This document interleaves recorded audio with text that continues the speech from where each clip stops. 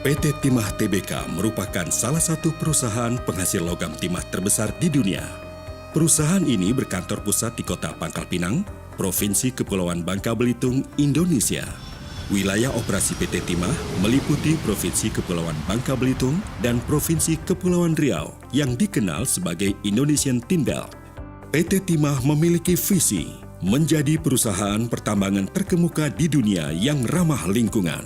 Dengan misi membangun sumber daya manusia yang tangguh, unggul, dan bermartabat, melaksanakan tata kelola penambangan yang baik dan benar, mengoptimalkan nilai perusahaan dan kontribusi terhadap pemegang saham, serta tanggung jawab sosial.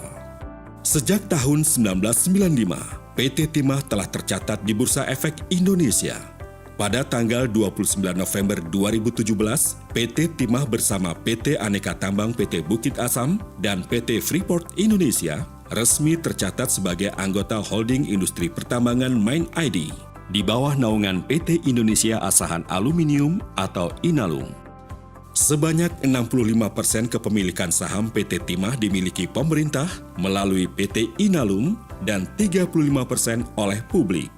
PT Timah merupakan perusahaan penambangan yang terintegrasi, mulai dari eksplorasi, penambangan, pengolahan, smelter, hingga pemasaran. Penambangan di darat di wilayah izin usaha pertambangan timah berlokasi di Pulau Bangka dan Belitung. Sedangkan penambangan timah di laut menggunakan kapal keruk dan kapal isap produksi. Sebelum dilebur, biji timah hasil tambang diproses di pusat pencucian biji timah. Setelah dipisahkan dari mineral ikutan, kadar SN ditingkatkan hingga mencapai syarat utama peleburan. Untuk mendapatkan logam timah berkualitas tinggi, maka dilakukan pemurnian. Prosesnya memakai crystallizer dan electrolytic refining. Proses peleburan dilakukan di Muntok, Bangka Barat, dan di Kundur, Kepulauan Riau. Saat ini dikembangkan proyek fuming dan ausmelt untuk mendukung operasional peleburan. Jenis logam timah yang diproduksi PT Timah yakni Bangka Tin, Mentok Tin, Kundur Tin, Bangka Lowlit, dan Bangka 49. Merek dagang Bangka Tin dan Kundur Tin terdaftar di London Metal Exchange dan bersertifikasi CFS dari RMI. Negara tujuan ekspor antara lain Jepang, Korea, Taiwan, Cina, Singapura, Belanda, Jerman, Prancis, Spanyol, Italia, serta wilayah Amerika Serikat dan Kanada. Kegiatan usaha PT Timah Tbk ditunjang beberapa anak perusahaan, yakni PT Timah Industri, PT Timah Investasi Mineral, Timah International Investment, PT Dok dan Perkapalan Air Kantung, Indometal London Limited, PT Timah Karya Properti Persada, PT Timah Agro Manunggal, PT Tanjung Alam Jaya. Guna menjaga eksistensi perusahaan, dicanangkan 4 pilar utama rencana pengembangan perusahaan yang mencakup pilar 1, mempertahankan dan memperkuat bisnis pertambangan timah perusahaan dengan melakukan peningkatan jumlah cadangan dan produksi. Pilar 2, pengembangan bisnis pertambangan non-timah dengan fokus pada mineral ikutan timah. Pilar 3, pengembangan bisnis hilir timah secara agresif dengan menguasai pasar domestik dan menembus pasar global. Pilar 4, pengembangan bisnis selektif, fokus pada bisnis yang memberikan keuntungan kompetitif pada grup PT Timah. Sebagai salah satu faktor penting keberlanjutan perusahaan, PT Timah terus mengembangkan SDM berbasis karakter unggul dalam kinerja maupun perilaku. Hasil kerja keras semua pihak ini membuahkan penghargaan dari berbagai lembaga, baik dari dalam maupun luar negeri. Sebagai entitas di tengah masyarakat, PT Timah mempunyai program tanggung jawab di bidang sarana, pendidikan, usaha mikro, sosial, dan pelestarian lingkungan. PT Timah Tbk, perusahaan pertambangan terkemuka di dunia yang ramah lingkungan.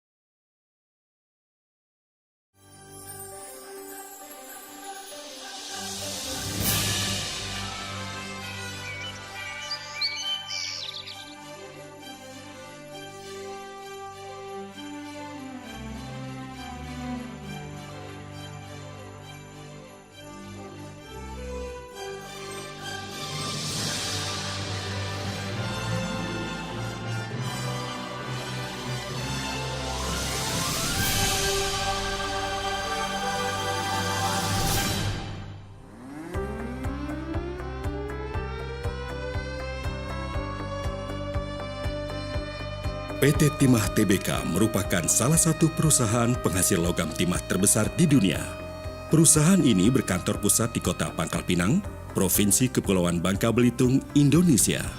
Wilayah operasi PT Timah meliputi Provinsi Kepulauan Bangka Belitung dan Provinsi Kepulauan Riau yang dikenal sebagai Indonesian Tin Belt.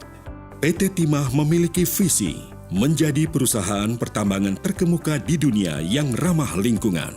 Dengan misi membangun sumber daya manusia yang tangguh, unggul, dan bermartabat, melaksanakan tata kelola penambangan yang baik dan benar, mengoptimalkan nilai perusahaan dan kontribusi terhadap pemegang saham, serta tanggung jawab sosial. Sejak tahun 1995, PT Timah telah tercatat di Bursa Efek Indonesia. Pada tanggal 29 November 2017, PT Timah bersama PT Aneka Tambang PT Bukit Asam dan PT Freeport Indonesia resmi tercatat sebagai anggota holding industri pertambangan Main ID di bawah naungan PT Indonesia Asahan Aluminium atau Inalum. Sebanyak 65% kepemilikan saham PT Timah dimiliki pemerintah melalui PT Inalum dan 35% oleh publik. PT Timah merupakan perusahaan penambangan yang terintegrasi, mulai dari eksplorasi, penambangan, pengolahan, smelter, hingga pemasaran.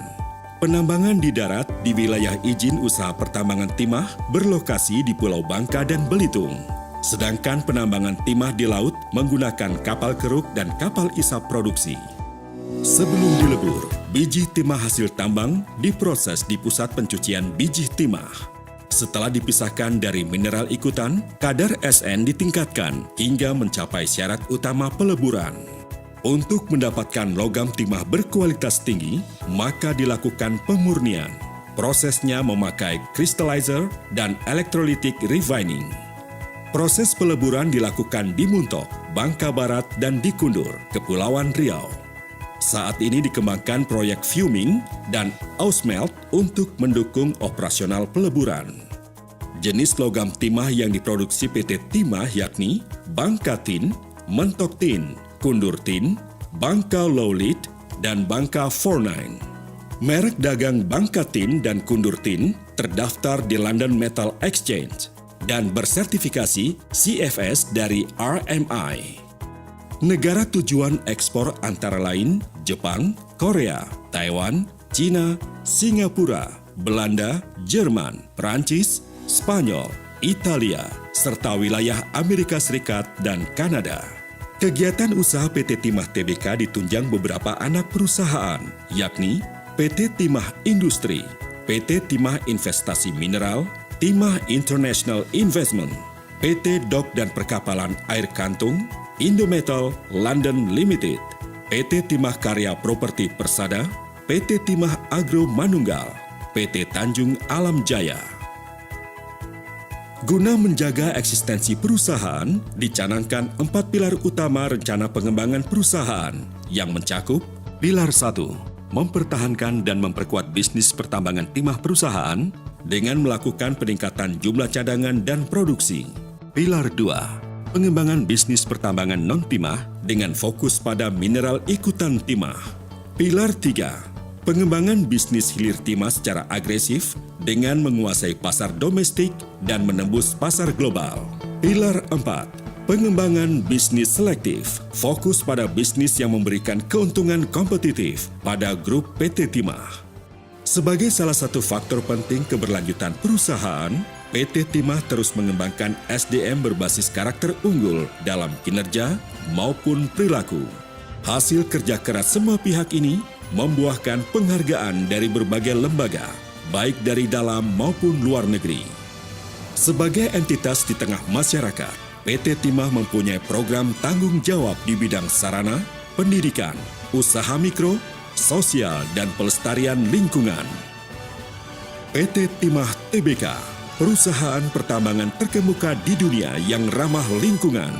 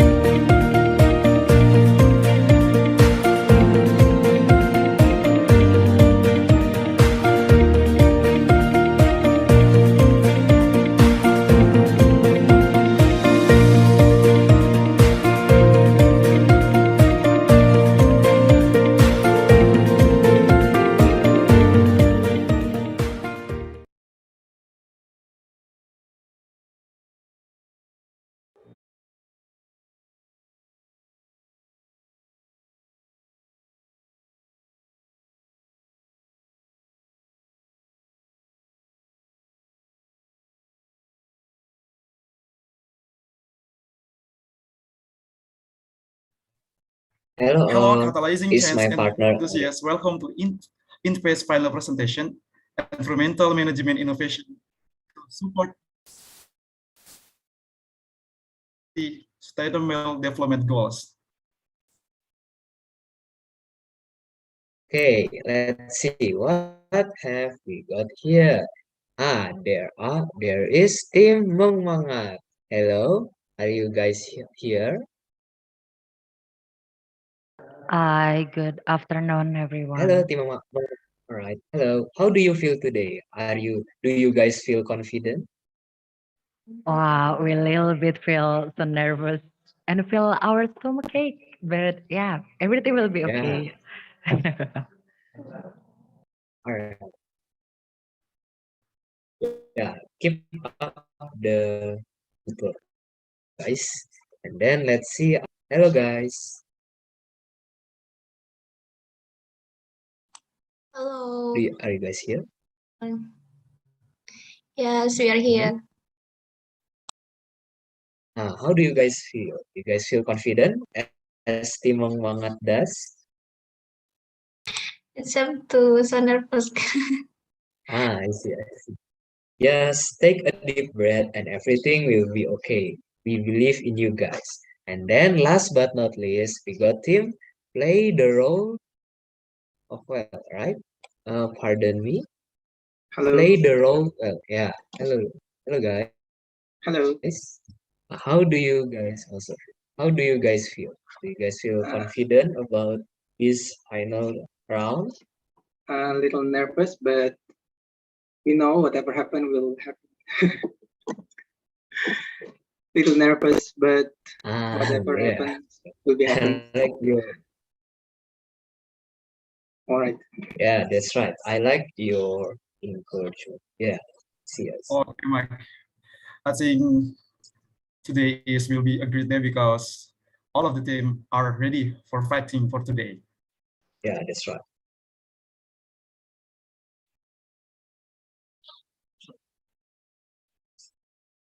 Okay. And then we hope for the best for you guys. And we would also like to say hello to our viewer on YouTube and also to the judges who come today. Okay, guys, let us introduce ourselves. I'm Krista Gigutom from Bioenergy and Commodity Engineering, and welcome my partner, Mark. Hello, guys. I am Mark from Chemistry Major, and we will be the MC of today's INPACE final presentation.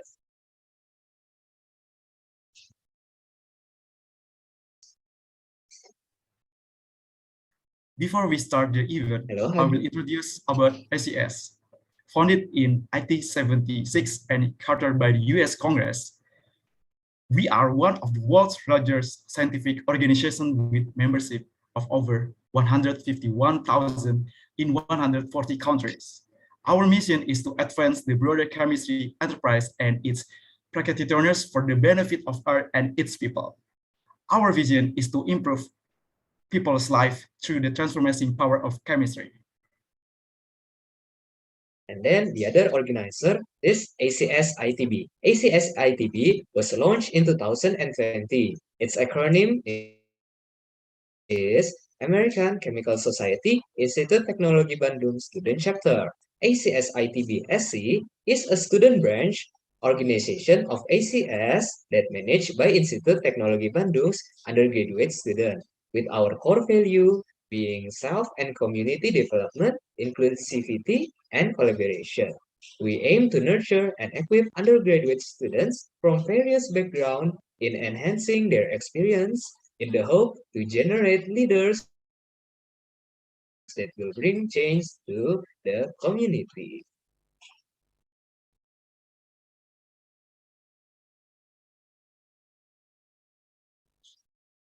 Next. Firstly, we want to thank all attendees for the enthusiasm. We also happy to say thank you to our sponsors. PT Trusur Unggul Teknusa, PT Antam TBK, PT Timah Tbk, PT Pertamina Drilling Service Indonesia, PT Kaltim Parna Industri, Ikatan Alumni ITB, PT Dahana, PT Trans Jakarta, PT Jasa Medivest, PT Petrokimia Gresik, Pam Jaya, and last but not least, PT Jasa Marga. thank you for partnering and collaborating with us.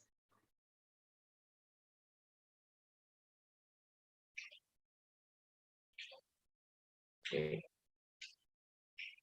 Thank you for partnering and collaborating with us. And then there will be an opening speech from Russia as president of ACS ITB student chapter. Please let us welcome Russia. Thank you, Mark and Hagi. Good afternoon, Mr. Grand Prix, Mr. Iqbal, Mr. Robi, and to all participants. My name is Rasha Izzah, the president of American Chemical Society Student Chapter Institute Teknologi Bandung. It is my pleasure and honor to welcome the judges and all the change makers for taking your time to attend today's event. First of all, I would like to thank everyone who has worked so hard to make it to this point, for every effort that we put in during these past few months. I hope that in this event there will be no significant obstacles. As you may know, INPACE is the first competition held by ACS ITBSC. It is a form of ACS ITBSC's concern for world problems, especially in the environmental field.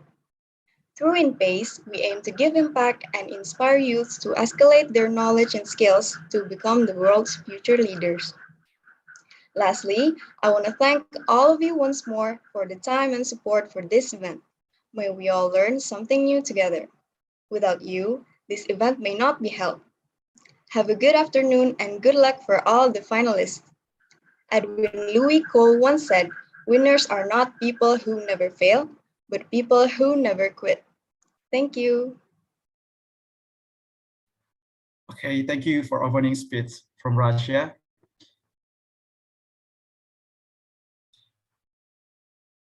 Before starting our discussion, there are several rules that must be met. We have shown the rules through the slide and the chat column, so please read it carefully. The first, team must change their Zoom display name to the format, team name underscore full name.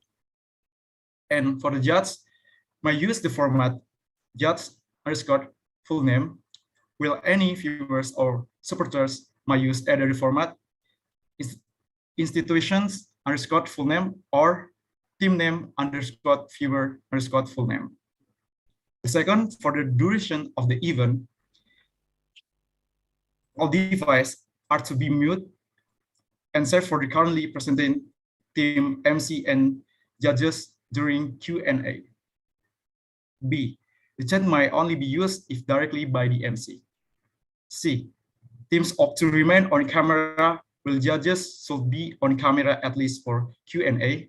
Viewers or supporters are encouraged to be on camera as well, but it's all right if it is not connected to do so. And the third, all participants must treat each other respectfully. And the last, feel free to share your experience, make an IG story or post and tag us on ACS ITB SE on Instagram.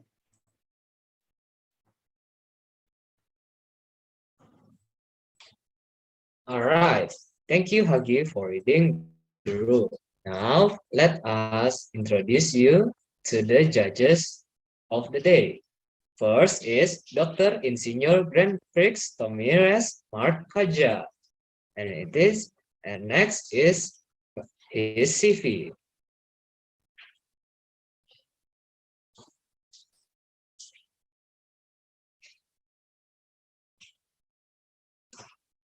Pardon? Okay.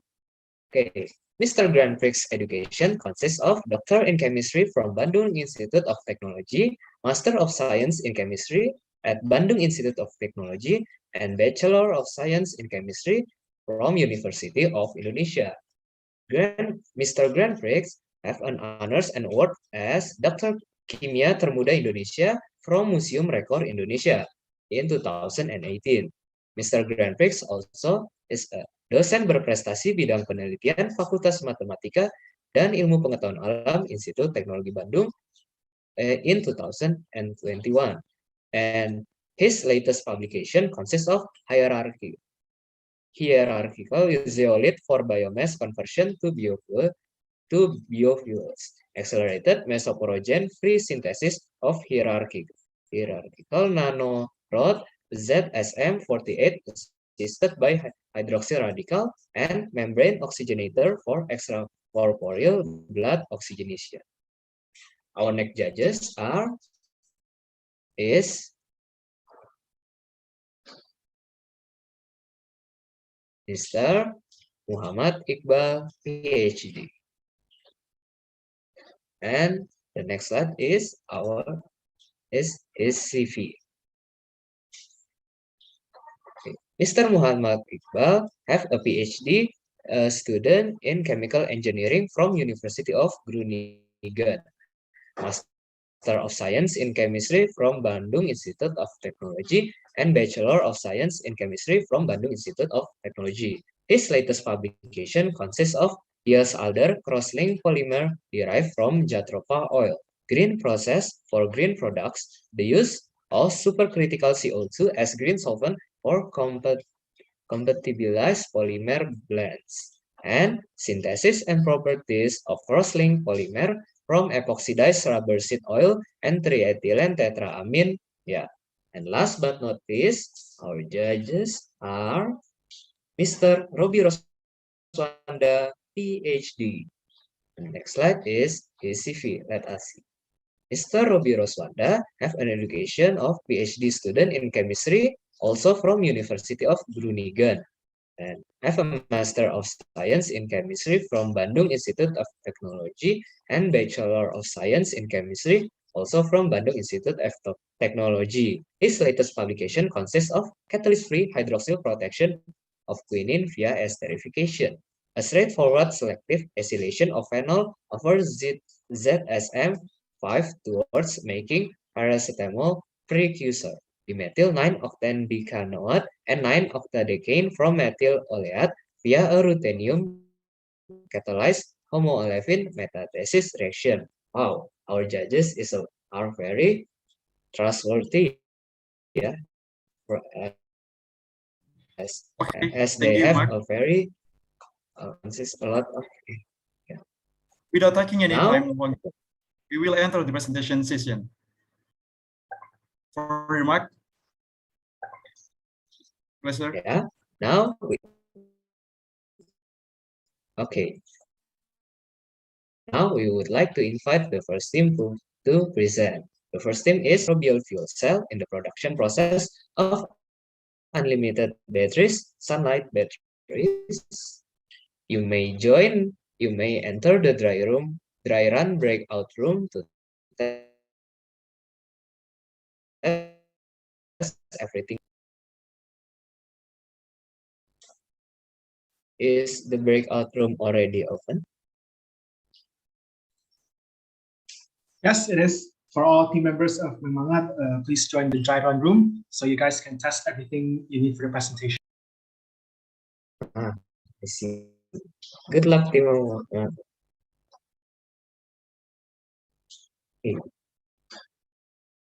Mark, what do you think Yeah. about this topic from Mangat team? I think that is a pretty good topic, like animated batteries. Yeah, I think it's quite interesting, yeah, since we live in Indonesia that have a lot of sunlight, and we hope to make a good use of it. I think. And what do you think about this topic too, Hagi? I'm same with you, like it has a great potential for our country. Like we have too much sunlight in every day, maybe. I guess like Yeah, I think that this will be a great presentation from Mangat team. Yeah, I see. Mangat. And I see one of the member of Mangat is from my major, actually.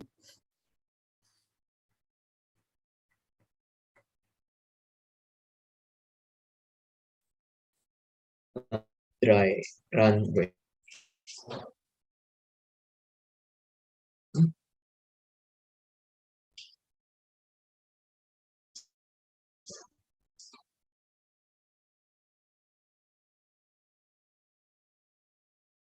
Yes, I see.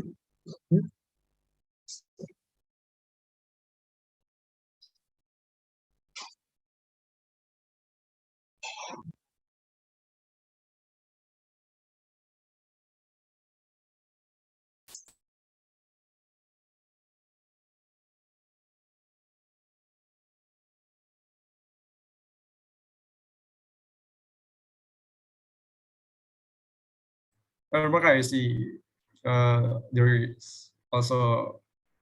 are also supporters from Mangat.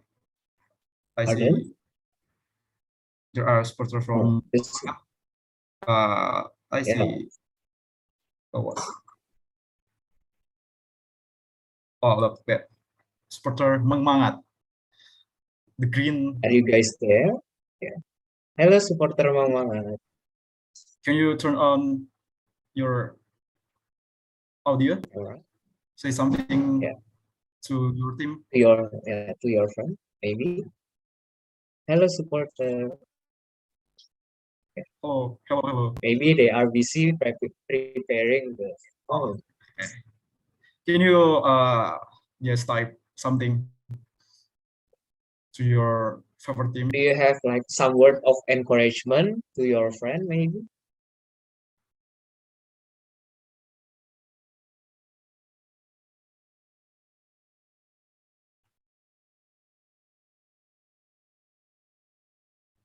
Yeah. Okay. All right, the team has finished their dry run. Mangat, please take it away.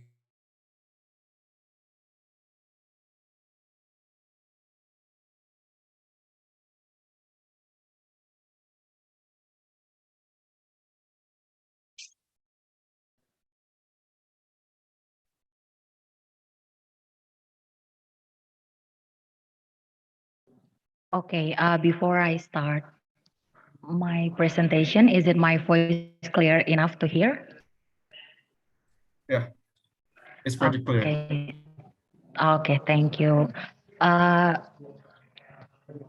Good afternoon, everyone. Many innocent babies are born with infected lungs. This is caused by their mummies being exposed to toxic chemical things from battery waste. This waste is always not being processed as properly as possible, so that the waste creates a bigger disaster in the future. Next. We are from the Mangmanga team, Bandung Institute of Technology. We will discuss the application of sunlight and microbial fuel cell in the production process of unlimited battery sunlight batteries to reduce our environmental pollution and electronic waste to support our electrical energy supply. Our team consists of me, Dara Kusuma, and my friends Argianti Kalula and Dina Ferdinatari. Next. Today's presentation consists of description of background, research objective, liquid sunlight battery itself, process and mechanisms, analysis about sunlight battery, and the conclusion. Next.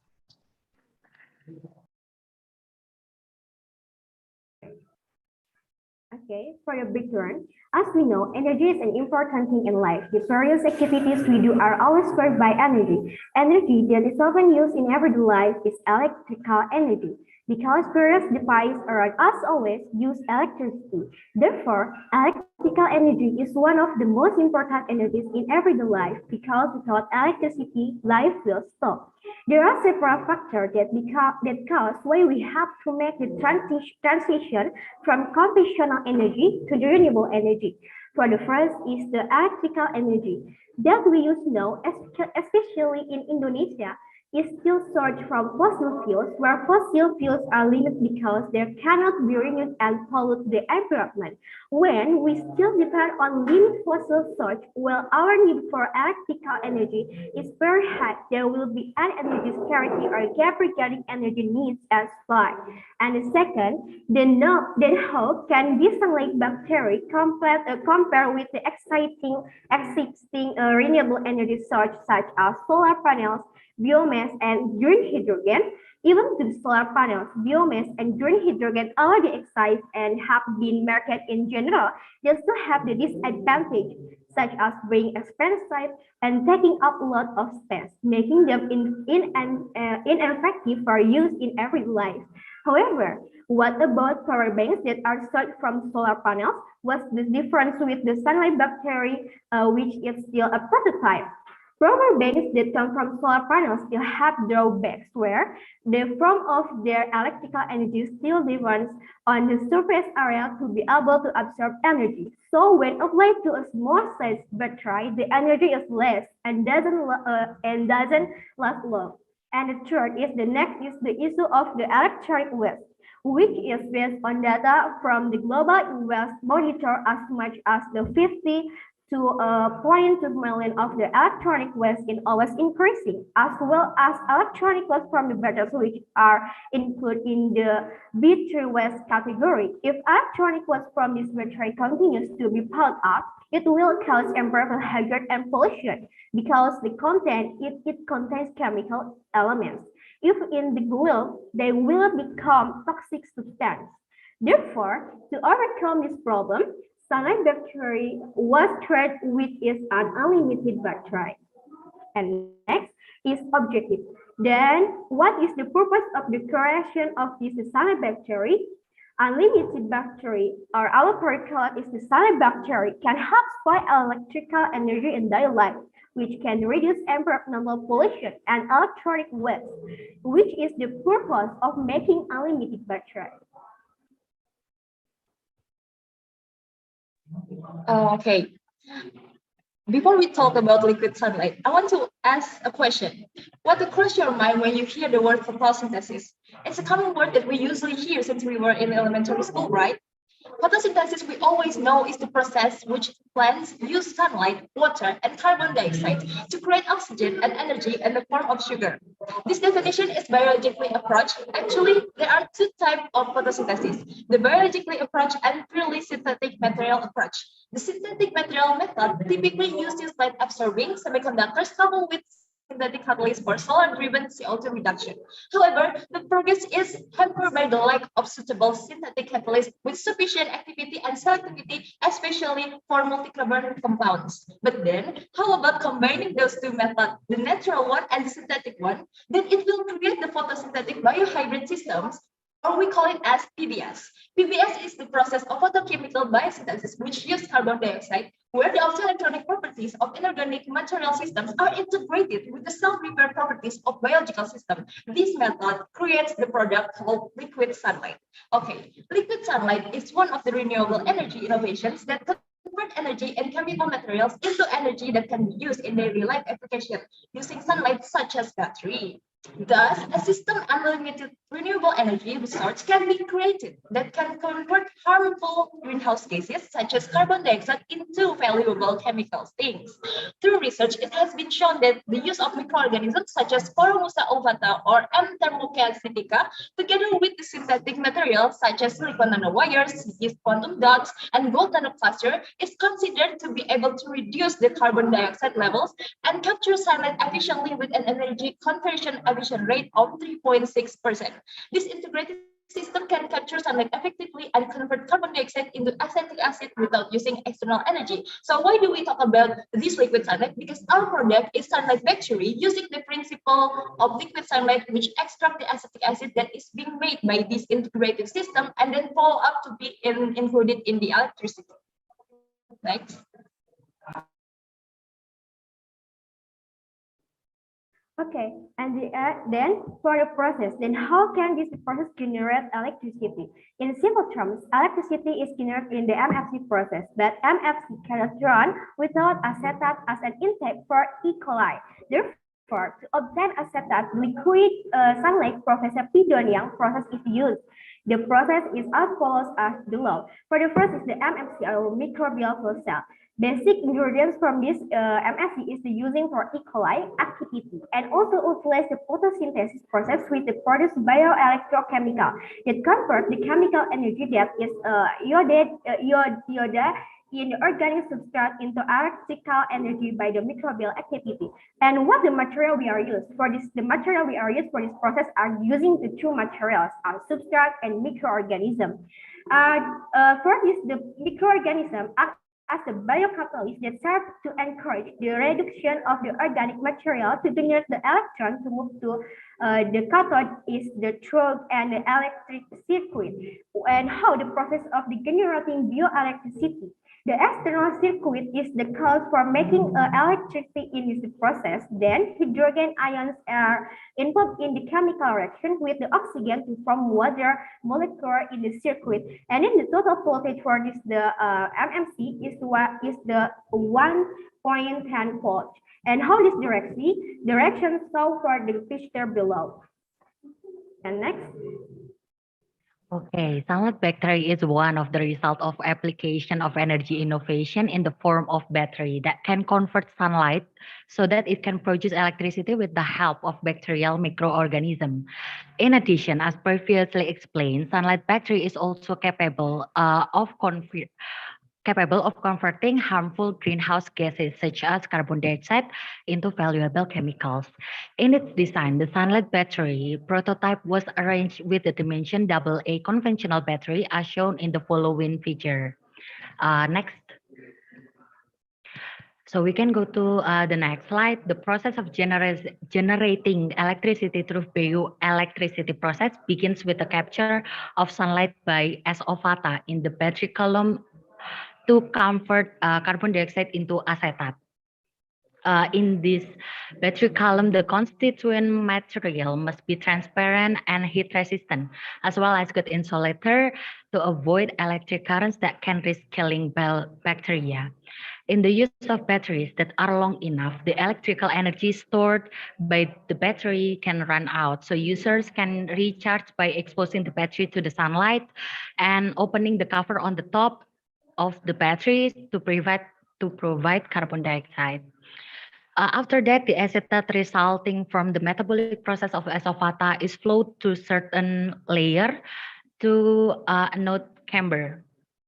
In this anode chamber, the metabolic process of Escherichia coli bacteria will oxidize the acetate substrate to produce carbon dioxide, electron, and hydrogen. And we can use the electron it produced to make electricity. Electron will move from the anode to the cathode through an integrated external electric circuit. After reaching the cathode chamber, the electron will react with hydrogen and oxygen ions to produce water molecules through reduction reaction. Next. Okay, both solar panels and sunlight battery is powered by sunlight, but what makes the sunlight battery seems more special? Okay, the first one, let's talk about the installation. The installation of this solar panel requires a large enough land or place, but compared to the sunlight battery, the usage of unlimited battery sunlight do not require a large place because you know what? Sunlight battery, the dimension of sunlight battery is only have a height up to 15.5 millimeters. So it's this little. So it is so flexible in using in electronic devices. And then the second reason is in the solar panel, the installation costs are quite expensive, but in sunlight battery, the cost incur for installation also cheaper because we're only doing it inside these electronic devices. So it won't cost anything much more. And then the third one is the solar panels is difficult to carry, not flexible. And compared to sunlight battery, it is very easy to carry everywhere, flexible to use with other electronic devices. Next.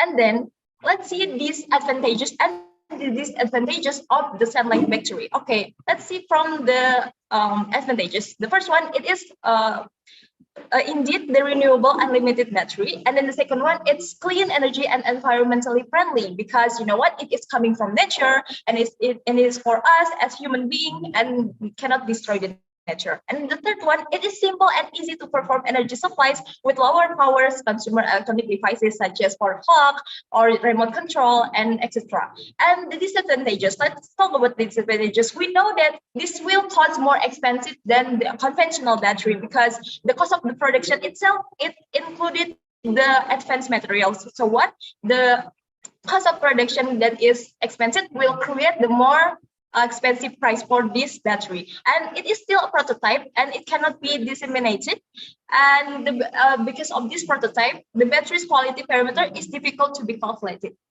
Okay, next, let's see from the economic point of view. From this economic analysis, you can see this graph about the high demand for lithium ion batteries.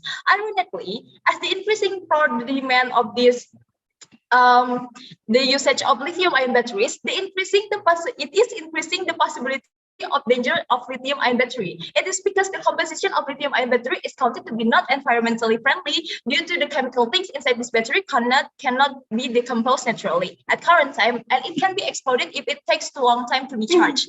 And then let's see at the eco-friendly aspect. The eco-friendly aspect, which is this is more environmentally friendly, and so that it will attract more people. It will attract good feedback from the consumer of the batteries all over the world, and for the well-being of the earth. And then the mass production, it can be concluded in the mass production because the materials itself are from nature, and these biomaterials can be reproduced. And the production cost, as I said before, it will be more expensive. Thanks. And then what's the implementation for the sunlight battery? Okay, the implementation for the sunlight battery will be usable in almost any low-power consumer electric device. The application of the sunlight battery is still one of the cases that bring the chance to the future renewable energy which use the biomaterials. And we know the things all using for the battery AA, we can be using for the sunlight battery, and we can be using again for the sunlight battery and having for our money and saving for our the environment. To making for to passing for increasing for the electronic bills. And next, the conclusion is the unlimited battery sunlight battery has been successfully manufactured with dimension of AA, with the total voltage of 1.1 volt. Further research will be needed to address the advantage and ambiguities that still exist in this prototype. Making your life be bright with unlimited battery. Thank you.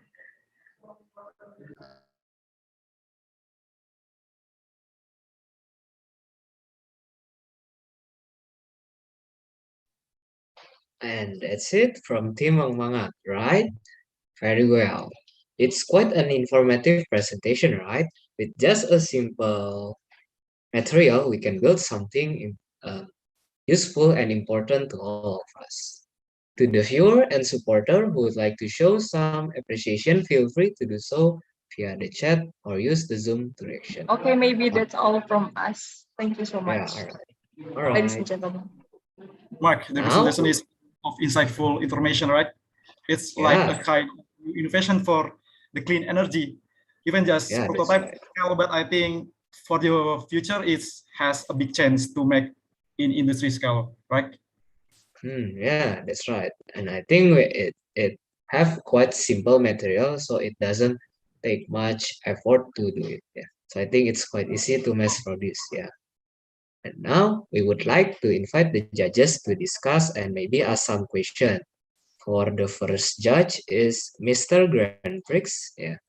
Hello, Mr. Grand Prix. Hello. Yeah. Do you have any question to kelompok Mang Mangat? Yeah, of course. What a passionate presentation from Mang Mangat team, especially Argianti. She spoke way too faster than me, even though I am Grand Prix. First thing first, this is your battery will be based on MFC, micro. What is the abbreviation? Microbacterial fuel cell. Am I right? Yeah. do you know battery? Battery has cathode and anode, cathodic and anodic side.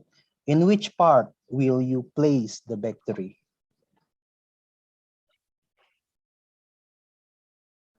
May I directly answer the question? Yeah, you can answer, Mr. Greg. Okay, the first one, the cathode is, you can see on the screen, it's on the gray one. Yeah, it's the gray part. We can place the SO fata bacteria there, and the anode is the bottom part, which is a younger gray part. Um, we can we can place Escherichia coli bacteria in that place. Thank you. So you place on both electrodes, either anode and cathode, you place bacteria on both sides, but different bacteria. Yeah, that's right. But the process will be anaerobic or aerobic. I mean, is it in the presence of oxygens or in the absence of oxygens? The asafata needs carbon dioxide, so we can design the battery with the top load. We can open the top load to provide any carbon dioxide to feed the asafata, but it process comes with anaerobic process. We don't need any oxygen there. Thank you. How about the Escherichia coli? Is it also anaerobic or aerobic processes? I will to answer this question. Aspirically is the anaerobic, but this is the aspirically is used for acetate to making the circuit electron. So to that the aspirically getting for the acetate is getting from the liquid sunlight liquid sunlight. Is the acetate is from the asopata. Right. So for conclusion, aspirically is anaerobic process. So how do you completely eliminate the oxygen molecules? Okay, but this is our project is prototype, and we must to research more research again to how we can to eliminate and our process in this battery. Yeah, because it is the crucial part of Okay. your that will determine the success of your battery. So please consider it carefully. Okay, because you will use the battery as you know, the small batteries, the replaceable batteries that we can carry to wherever we go. So you have to think about it carefully. You don't want any leak unless your battery will die. And about the temperature, how is the working temperature? My last question is, how is the working temperature? High temperature. Because sometimes if we work with the battery, and there will be some resistance, and the temperature can increase. And how is it the effect to your battery, to your bacteria especially? Okay. In our design battery, is using for the design is so filter. For this filter in here, how I can search. Okay, for this our design battery have a filter. This filter is can to remove for the oxygen, but we cannot sure how much we can to make sure this oxygen is nothing in our battery. But we can to eliminate this oxygen in our battery with our design. And how about temperature? In this design, we can design with the material is to making is the consistent temperature in our battery. For this, the historically is can be flexible to working, because the historically is the an obligate bacteria can this is the bacteria can to adaptation for the temperature. It's low or medium or the high temperature. And what is the maximum temperature for your bacteria to continue to live? The maximum temperature. Sorry. I think I can hear again. What is the maximum temperature that Maximum is allowed temperature. for your bacteria to carry on to live? Sorry, for the temperature, our team can consider for the temperature how the max temperature we are using. But maybe for its temperature is the 100 degrees Celsius. Maybe for the temperature. 100? No. Sorry. Yeah. Okay. Okay. Okay then. So please consider two things from me: the oxygens and the temperature. Thank you. I think that's all from me.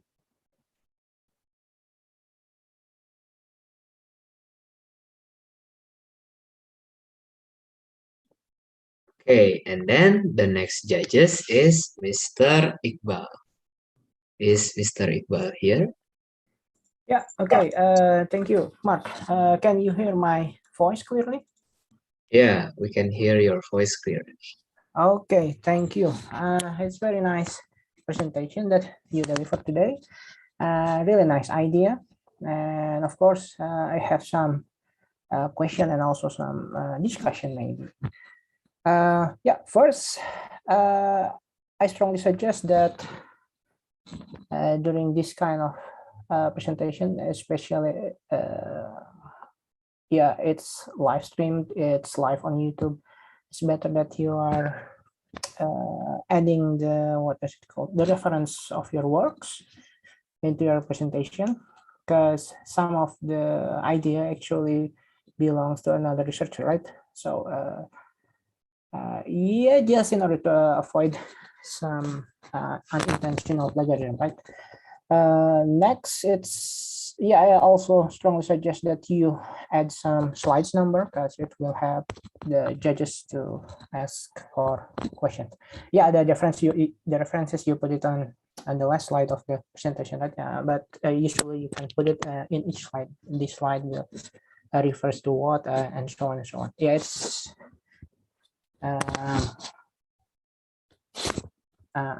it will be much more convenient, I think.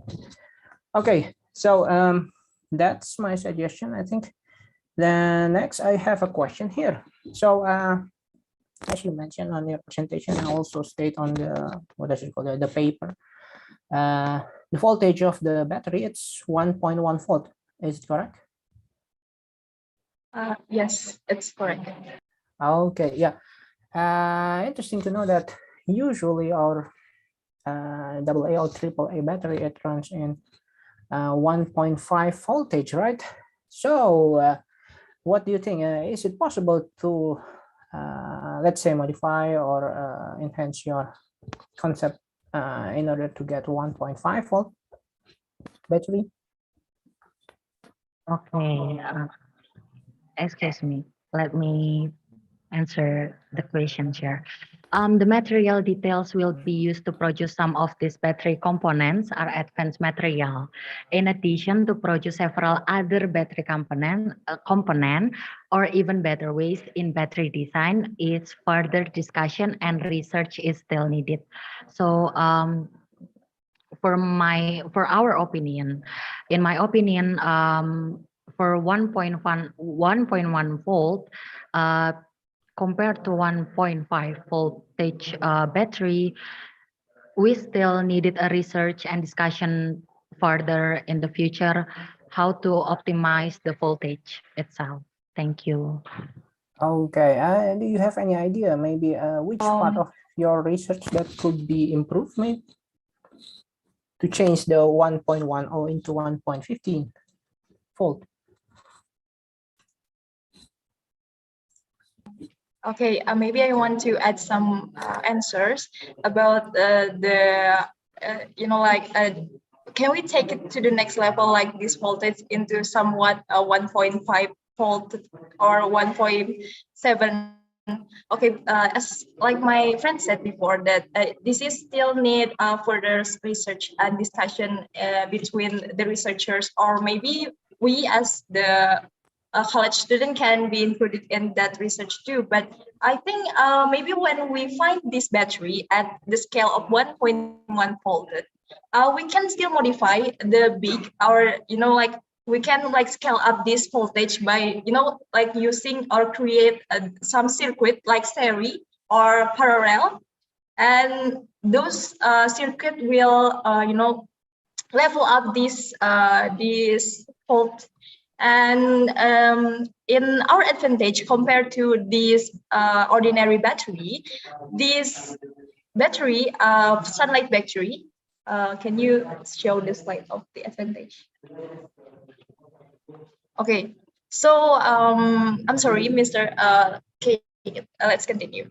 Seeing these advantages, like it is very simple and easy, and it's renewable, and the most importantly is it is clean energy and environmentally friendly. So compared to this 1.5 volt, it is still worth it to still be considered as your low power device electronics. So I think in order to optimize this scale of volt, it still be it still need like further research and discussion, but we still modify the scale of this volt by like using circuit or of the series or parallel circuit.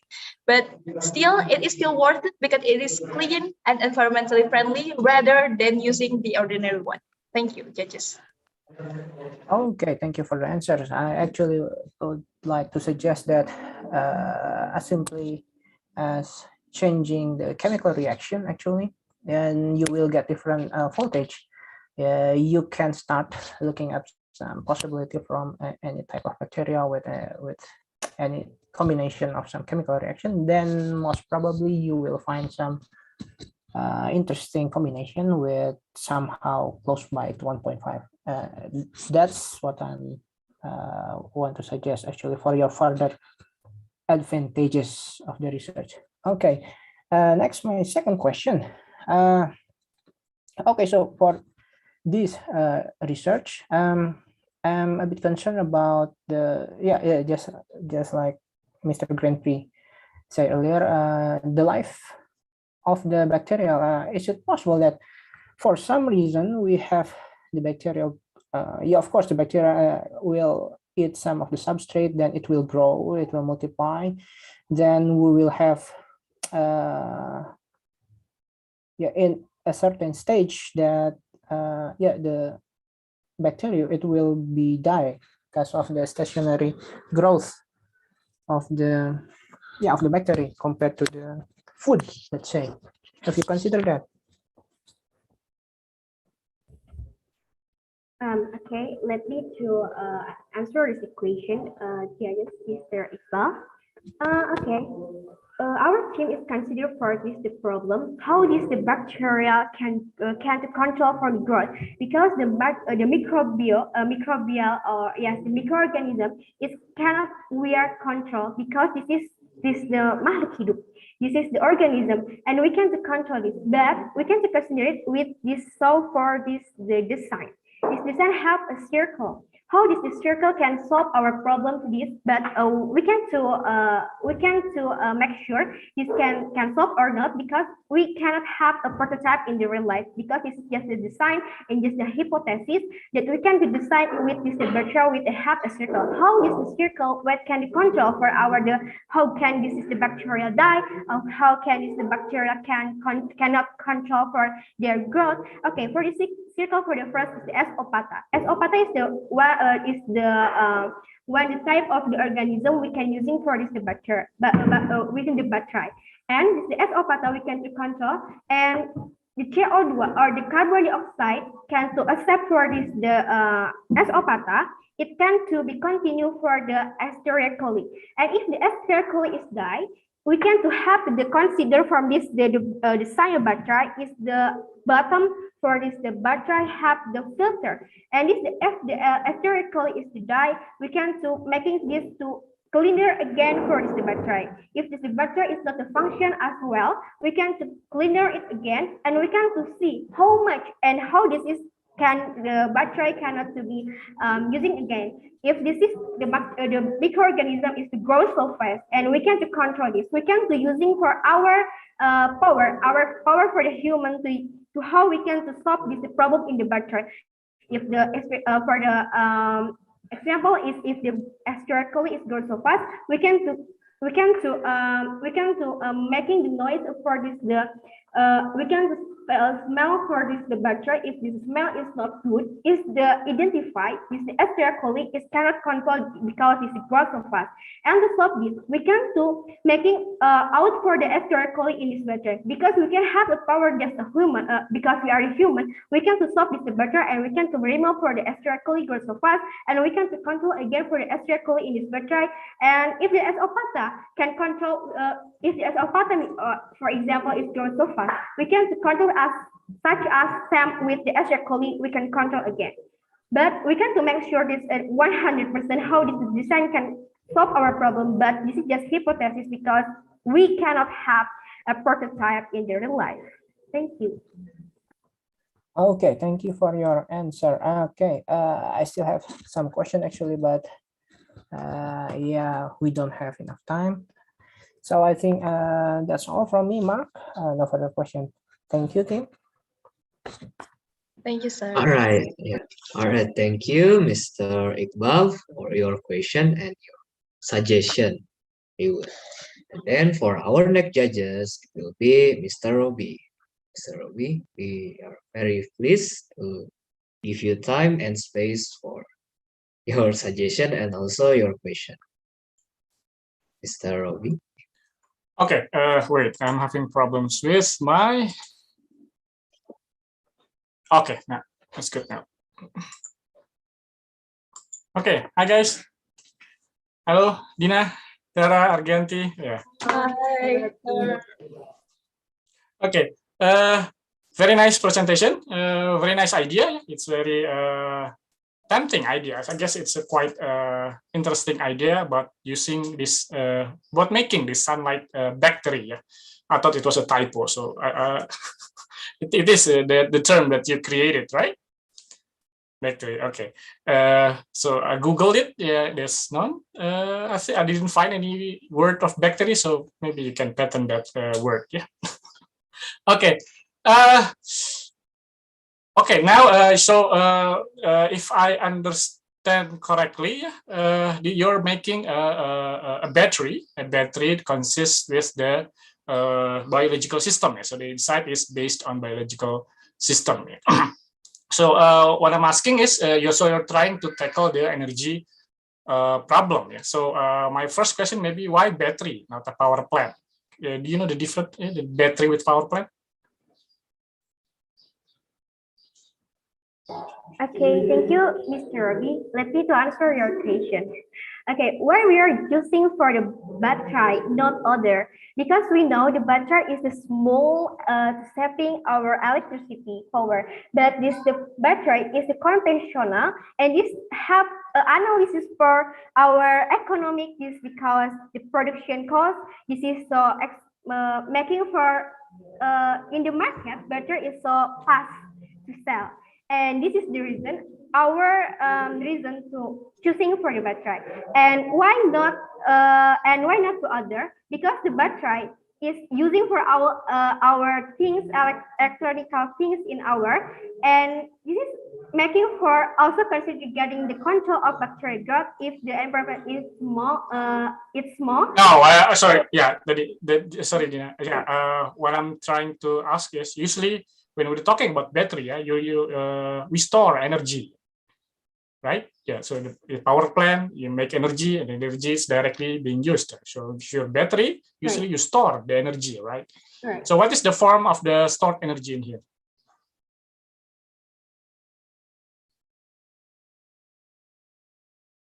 Pardon, Mr. Can you repeat your question? Okay.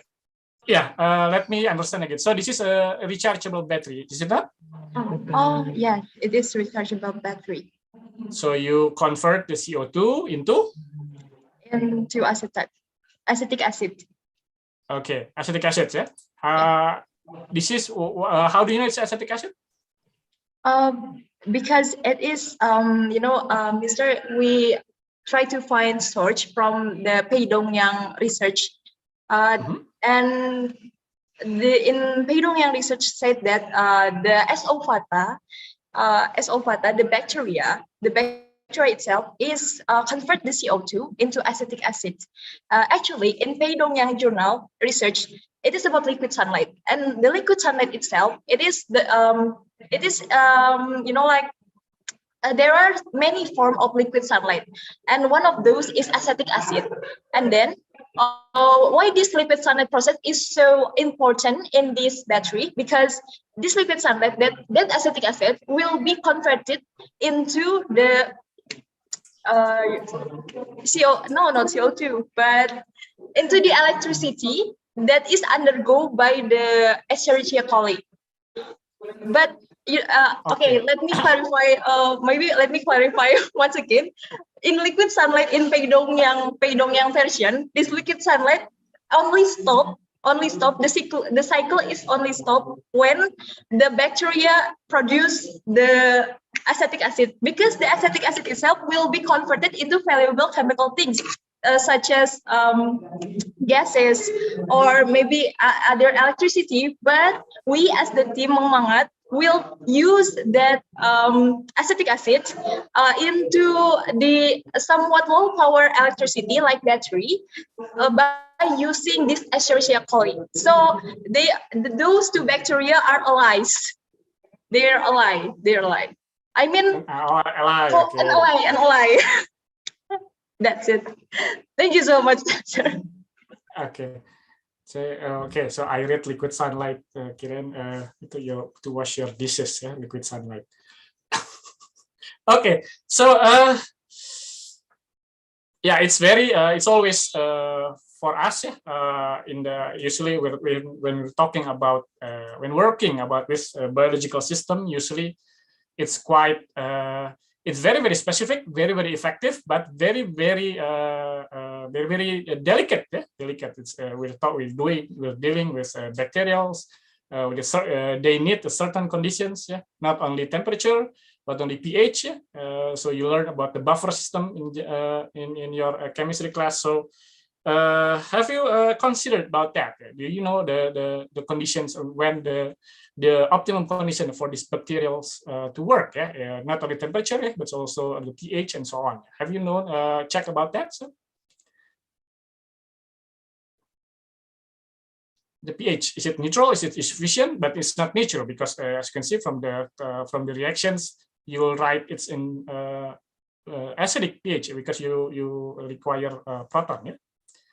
Yeah, there from your and then from your reactions, it will produce the acetic acid will be oxidized, yeah, and form carbon dioxide. Yeah, so it's quite tricky in this part because you're dealing with liquid, yeah, acetic acid, and then usually the difficulties you dealing with liquid battery usually leak. Yeah, that's why people leave the wet battery. Use in older days we use the in-car battery, use the sulfuric acid, but it's not anymore because when you're dealing with liquid, it's not difficult. It's not easy. Yeah.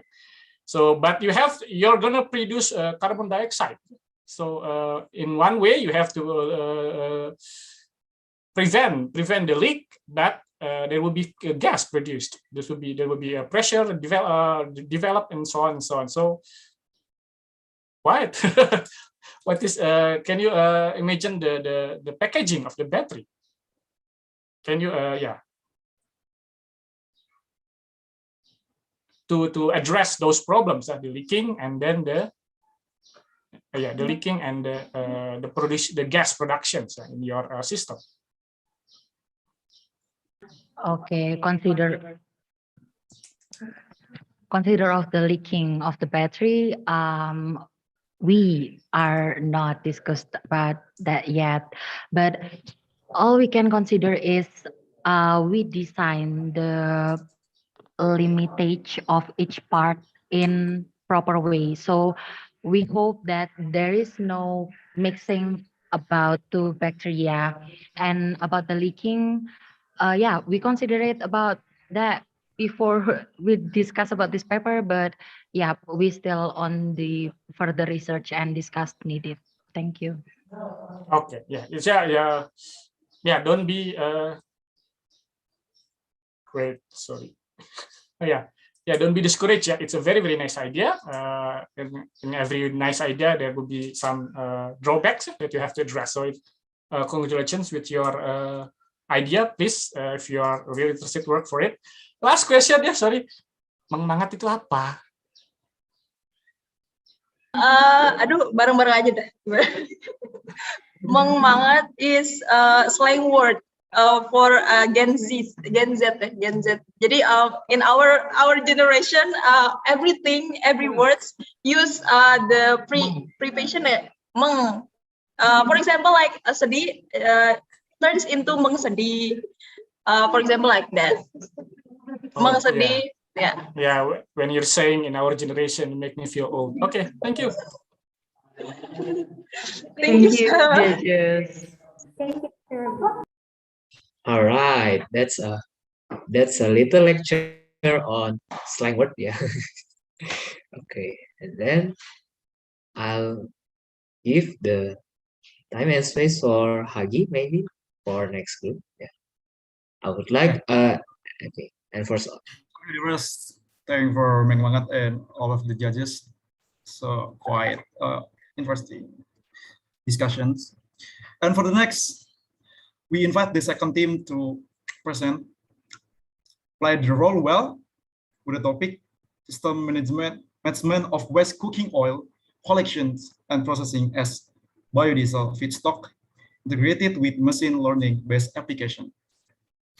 You might enter the dry run breakout room to test everything first.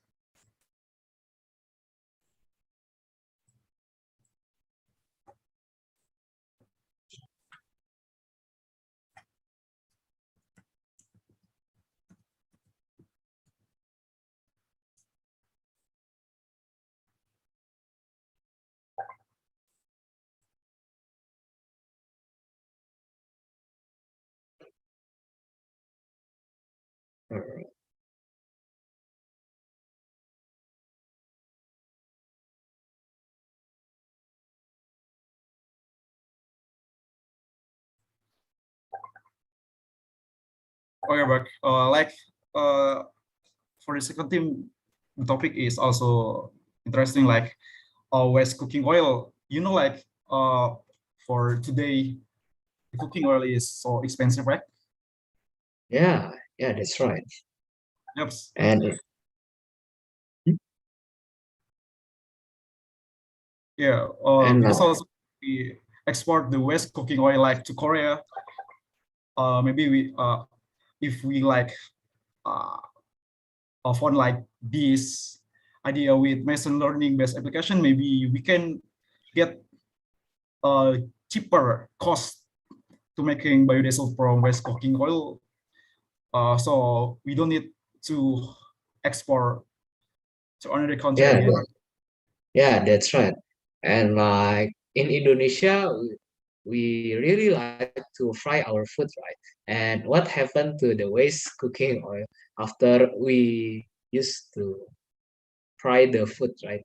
So instead of it is going down the drain and clog the pipe, yeah, I think this is quite interesting idea on how we use the waste to other useful things. Yes, because there is a corporation collect all of the waste cooking oil, but they don't sell to the local to Indonesia, but they export to like Korea, like Europe, because they can buy a high price, cheaper.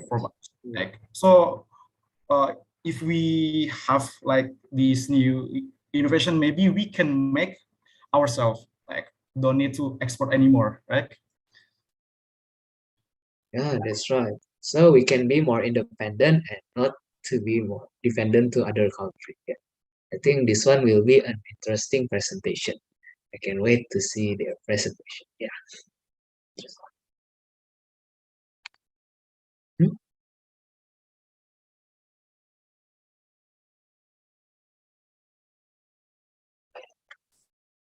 Okay, it seems like Pedro well already in the main room again.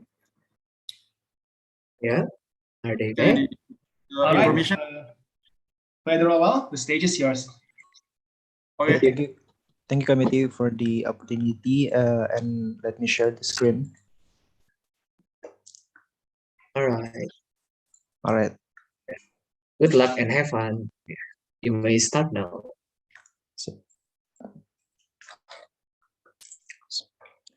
So there were some news reported that the cooking oil that has just been used was just dumped into the sink or into the drain system. So what are the consequences? But before we continue, people need to know first that urban areas such as Jabodetabek could produce more than 180,000 waste cooking oil or WCO per year. Popular research from the International Council of Clean Transportation says that the producers are mostly like food and beverage companies, restaurants, food courts, cafeteria, public facilities like hospital, canteen, and of course houses. Let's take a second here. With that amount from only one area, can you imagine how many urban area Indonesia have? Kata Data reported that nationally, Indonesia could produce 1.6 billion liters of WCO in 1 year. Please do consider it. Don't you feel a little bit annoyed knowing that this huge amount of waste cooking oil will just be dumped and bring impacts to the environment? Let's move on to the facts that how WCO could endanger environment and public health. For the environment, WCO could pollute aquatic life, which will cause unbalanced ecosystem and affect the life cycle of plants and animal in it. WCO increases the number of BOD and bring more bad things to the ecosystem. And for the public health, WCO could clog the sewage system and bring serious diseases like diarrhea, skin cancer, etc. Also, WCO might reach the water reserves and will cause more damage to human health. Right. The circular process to reduce waste cooking oil could be processed with 4 steps. First is collection, second is reduce, and third is recycle, and last one is reuse. But WCO itself can be used to make other product. One of them is biodiesel. According to the Ministry of Energy and Mineral Resources, Republic of Indonesia, in 2019, from 3 million kiloliters WCO collected, only 0.02% were converted into biodiesel, while the others were used as recycled cooking oil. From the statement, it can be seen that the use of WCO as biodiesel isn't optimal yet. So it is interesting to be studied further. Why much biodiesel from WCO? Biodiesel is a biodegradable fuel, non-toxic, and has a low carbon emission rate, making it friendly to the environment. According to Kata Data, 157 billion liters of WCO can be converted into 121 million liters of biodiesel. And as we know, production of biodiesel in Indonesia commonly use palm oil as the raw material. But there are some problems by using palm oil. Two of the main problems, in our opinion, are crude palm oil is relatively fluctuative. According to Sakdesari et al., the percentage of crude palm oil cost to total manufacturing cost is more than 60%, which means that by using cheaper raw material, in our case is using waste cooking oil, can increase the economic value of the plant. And the second is the environmental issue about palm oil. For example, oil palm cultivation causes endangered forests. Okay, you see, all the potential of WCO would be just a waste if we don't have the right system to manage it. But how? Judges, in this afternoon, I, Abdullah Ubed, and my partner Bahategar from Universitas Gadjah Mada are proposing a system management of waste cooking oil with specific on how we collect and utilize it as the feedstock for biodiesel production. First, on the system of WCO collection. Unlike the conventional one, we propose an integrated application based on machine learning to help in making decisions on which producers that are worthy of the WCO could be collected. We assume the conventional one, the collectors periodically collect the WCO whether the amount is a lot or less. Sometimes the amount collected is not sufficient enough and the fuels that have been used by the vehicles were just a waste and worse emit greenhouse gases. Therefore, with the help of this application, the collectors will know which producers that already has the right amount of WCO could be collected.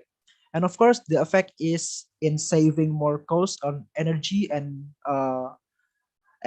not I'm sorry. And of course, the effect is in saving costs on fuels, reducing carbon dioxide emission. And how the app works. The app works with machine learning that divides the data of the volume of WCO collected into clusters. There, the collectors can be more selective on which producers they will go to. All right. Two impurities that need to be considered are free fatty acid and water content. Because of its usage, WCO has a high content of free fatty acid and water, and it can be seen in the picture on the slide. It can be seen that by the color and visible thickness, we can see that waste cooking oil have a high content free fatty acids just by looking in the waste cooking oil. And besides, as we have seen, the system that we propose collect system from different resources, which means that the content of free fatty acid and water after accumulating with cooking oil isn't fixed. And based on these problems, we need to find out what method that can suitable in our process, our system. All right. Okay. The table shows yield from various types of raw materials with water and free fatty acid content in various types of methods. Based on table, it can be seen that the supercritical method produce more stable yield than other methods. The yield always more than 19%, and we can see, as we can see in the table. And furthermore, the data shows that free fatty acid and water content gives a significant effect to yield of process. From here, we need to see how the effect of both variable on the process that we propose, which is supercritical method.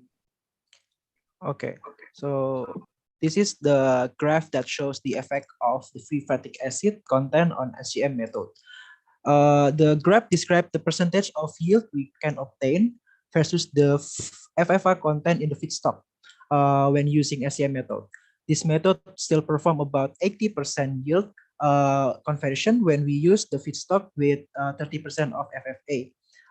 As we know that WCO has high content of FFA, so SCM method is an option to produce biodiesel from WCO. How about the water content? Since WCO also has it. With the same operational condition, this is the effect of the water content from the WCO on SCM method to produce biodiesel. You can see that the SCM performance is increasing alignment with the increasing of the water content. The performance reaches to the 80 to 90% of yield conversion with the water content is 20%. Both graphs shows that the SCM method is the most effective and suitable for biodiesel production from WCO. And this is the flow diagram process of the biodiesel production. To mention that we also have the side product, glycerol, which can add the profit to the company. All right.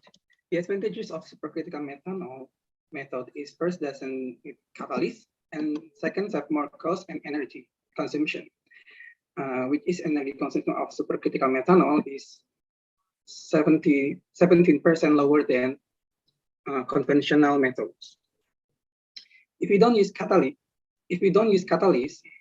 according to abelism method, in optimal condition, the temperature of reaction is about 255 Celsius and pressure about 200 bar. But according to the Miller et al., by using agglomerated zircon SBA 15 bentonite catalyst, it can be decreased the operational condition to temperature 210 Celsius and pressure 70 bar with yield increase about 19.6%.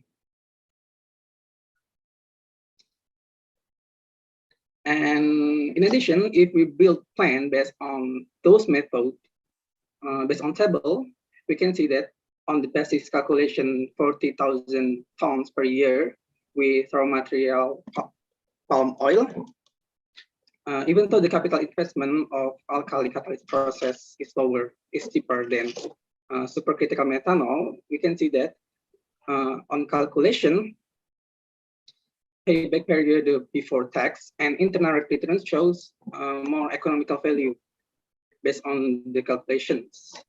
And as we mentioned before, the percentage of crude palm oil costs to total manufacturing costs for both processes is more than 6%. So it is interesting to be studied further.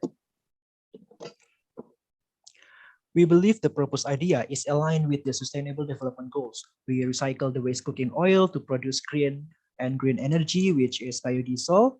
We integrated the process with technology. We created more design economic growth and sustainable communities with the collection system. Not to mention, the proposed idea will eventually prevent any pollution and climate change. And to sum up, let's recall some points. Indonesia could produce a high quantity of WCO, and if we didn't manage it, it would endanger environment and public health. But we have to know that the characteristics of the WCO is high content of FFA and water. So we need to find the right process or the right method to produce it or to manage it. And to overcome the problem, the collection system using machine learning will help in the decision making and reducing greenhouse gases emission and saving more cost and energy. And then for the utilization, we choose using WCO to produce biodiesel, which with SEM method, which can bring better performance or good performance, where if we add more catalyst, it will decrease the operational condition, especially on the pressure. So the process is less hazardous. And these are the references we use. Thank you. Okay, very well. And thank you for the quite role. Well, this is quite an informative presentation, right? I see that the yield of the method is pretty high. And first is a process of supporting SDG also. And if I'm not wrong with the yield ratio return rate, it's also good. So for the next, we will open the Q&A. And for the first, we will give it to Mr. Robbie. Okay, me first? Okay. Hello, play the role well. Hi, Mr. Robbie. Mr. Robbie. Okay. Oh, itu typo ya. Tadi di committee make your name typo. It's a role. It's not rolling, yeah, but role as in peran. Yeah. Okay. Where's your another one friend? We just two person team. There was only two person, sir. Oh, okay, there's a third name in your paper. Okay. It's our lecturer. Our lecturer. Ah, okay, yeah, that explains the ST and MT. Okay. Okay, it's a very recent problems, yeah. So we have scarce of cooking oil, and then because it has a competitions with the biodiesel productions, yeah. Somehow we are competing. Yeah, the crude palm oil is there's competitions between making the household consumptions and then making the energy consumption with biodiesel. Yeah. Mungkin your mother will prefer not to make your waste cooking oil for biodiesel. Yeah? Just clean the waste cooking oil and so we can reuse the waste cooking oil again, because what we need right now is the cooking oil actually, not the biodiesel. But anyway, it's a very good idea, I guess. Yeah. So it helps So your hope maybe the biodiesel factory will get the waste cooking oil to be their feedstock. Yeah. Yeah. Okay. So So what is the biggest impurities, yeah, in this waste cooking oil? You said FFA and water. Yeah. So Yeah. those components that make the cooking oil dark, you say. Yeah. Yes, yeah. Do you know the color of free fatty acid? No. No, but what is the color of free fatty acid? Have you ever seen the free fatty acid? No, not yet, but we are reading some paper which shows that more darker cooking oil, it shows that more free fatty acid content. I don't know. Are you sure? Yes, we read the paper. Yes, but have you ever seen the free fatty acid? But not yet. We haven't seen free the fatty acid. I haven't seen before, but we reading some paper to make sure that it is true. Yeah. Yeah, free fatty acid is almost colorless. Yeah. Okay. Almost colorless. So you might want to you check again, or maybe if you want the dark, because there are many. It also you have to also take account that the palm oil, the triglyceride is also should be almost colorless. Yeah, the yellow color comes from something else. Yeah. Oh. The yellow color is beta carotene and something like that. So yeah. Please be aware, because later on it will be very, very important. Yeah, very, very important for you, because this one is, so you're going to make the biodiesel. So what is the reaction of biodiesel? In just what is the name? Do you even know the general name for the transesterification? Transesterification. Yeah. So you make from ester to another ester. Yeah. So yes.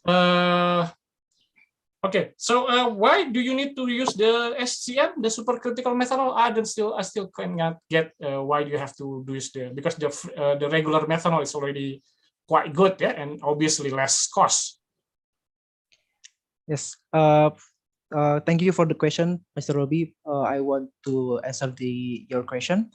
Why we still propose the idea with SCM method, because we think that the SCM method is fit with the feedstock that has high content of the FFA and water. Because in the conventional one, the transesterification, there are some pre-treatment for the feedstock before the conversion of synthesis one, so in this method, we think the method doesn't need the pre-treatment to prepare the feedstock. What is the pre-treatment, Edwin? We know that sorry, can you hear me clearly? Yes. Okay, yeah, please continue. Okay. So I'm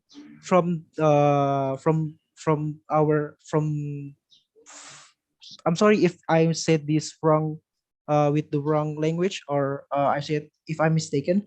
The pre-treatment for the other method is like to remove the FFA first, because it's so there. From what I know, there are two, I'm sorry, the transesterification and this esterification. So my lecturer once said that to produce from these triglyceride, like you said, it has the FFS should be removed first. And we don't. Yeah, maybe I can help. Can you go to the slide where the data shows? All right. Okay. We propose supercritical methanol because we don't need a complex pretreatment before we put our waste cooking oil to the reactor. Because based on data, if we use with cooking oil or with soybean oil or with industrial oil, based on data, for alkali process, it can reduce yield. Why? Because there are some reaction from sponation reaction, right, to produce foam, right, for alkali based with free fatty acid and acid. And based on data, it could see that free fatty acid content could reduce the yield of ester. We can see that in with soybean oil, for example. Okay, and, you show me the data. Yeah, it's very good data actually. If it is it's referred correctly. Yeah. Yeah, as a chemist, we're gonna say why, how, how to remove, how to. No, why? How? What's so supercritical basically in high temperature and high pressure, yeah. Yes. Can you even maybe I'm because I'm curious, yeah? Because the mechanism those conditions can it's very remarkable. Obviously, and the alkali does not give any products, and then the supercritical methanol. Can you offer an explanation? Okay. What's the question again? All right. The explanations why the supercritical methanol can give a very high yield in here, but the alkali mechanism. not. Yes, maybe. Yes. Okay. Maybe from mechanism. All right. Let me explain you based on mechanism. In free fatty acid content, for acid, it doesn't react in supercritical methanol. It is reaction with free fatty acid by methyl esterification to fatty acid methyl ester, right? Free fatty acid, correct. So, free fatty acid content could be optimized by using supercritical methanol to increase the yield of our product. So we choose supercritical methanol, and furthermore,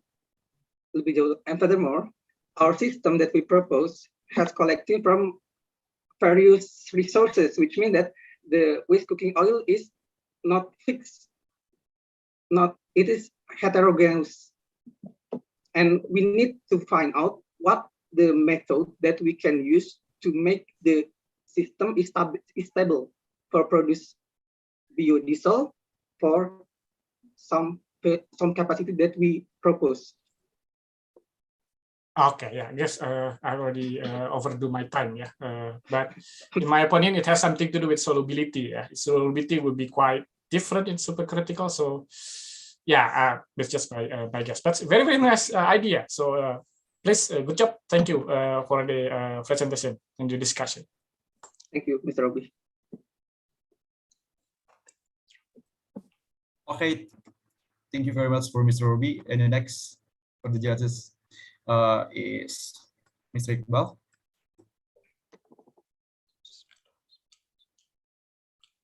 Okay, thank you.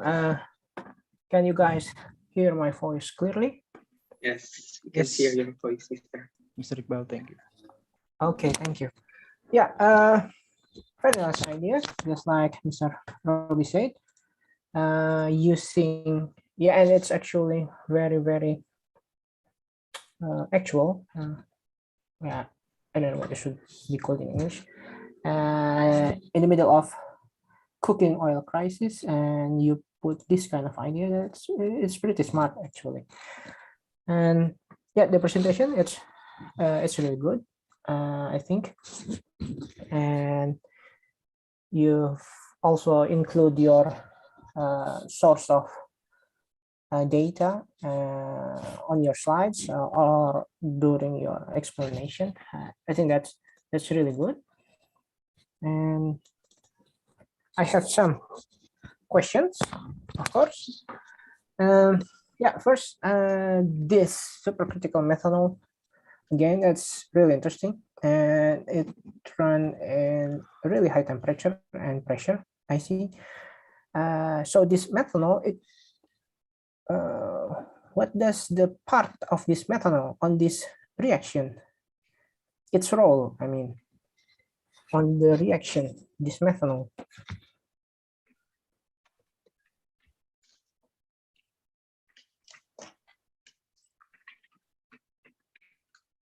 Yeah. All right. The main reaction of this process is transesterification triglyceride acid with methanol to produce with fatty acid methyl ester and glycerol. And there are some reaction with free fatty acid with methanol. It produce fatty acid methyl ester too. But it's different reaction. The first one is transesterification, and the second one is using methyl esterification. And the main reaction is transesterification. Okay, so this methanol first, its first role is as a reactant, right? Yes, it is reactant. Okay, and I think there's also a second role. Can you guess? Maybe. Second role. Oh, in the original one, the methanol used to like the Mr. Robi said, low downgrade or lower the constanta of the methanol, so the methanol could combine or could be one with oil, and then the reaction happened like my friend Bahategar said, the triglyceride with methanol produce glycerol, and the free fatty acid plus methanol produce the fatty acid methyl ester. Okay, so it's still To related. lower the, okay. To lower the what? To lower the solubility, like Mr. Robi said before. Okay. Yeah. Then I would say that based on the quantity of the methanol that you propose in the paper, I think it will behave also some kind of reaction medium, right? Oh. Because you convert the pace of the methanol from liquid into supercritical fluid, right? So yeah, it will ease the diffusion of the molecules in molecular level. I think so. And okay, so why methanol actually? Is there any other safer type of alcohol that you could use? Because yeah, methanol is yeah, rather risky, right, from safety point of view. Why we use methanol? All right. Allow me to answer the question. There are some another option like ethanol and the other alcohol, but we propose methanol because methanol is low boiling point than ethanol, so we can more easier to separate the product after supercritical methanol, and we see the market that may have a potential product in economical value. And I want to add that methanol, after the product is being separated with the methanol could be reused to the other process. Okay, that's a very nice concept of the reusability, right, for the methanol. Okay, I want to ask something rather unrelated with the science part of the presentation. How you guys actually, the team here, Mr. Baha and Mr. Abdullah, how you guys, let's say, reuse or reuse or recycle your own cooking oil in your household, your mom's cooking oil maybe, or you do your own cooking. How do you treat the waste cooking oil at your place? Could you share? Okay, so this is really daily question, yeah.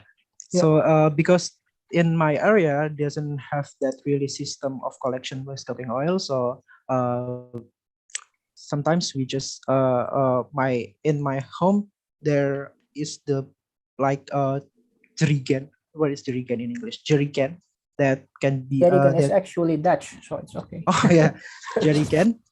to collect the oil in the huge amount. But sometimes, if for example, if we cook like a fried egg that use not a lot of cooking oils, we just dump it into the string.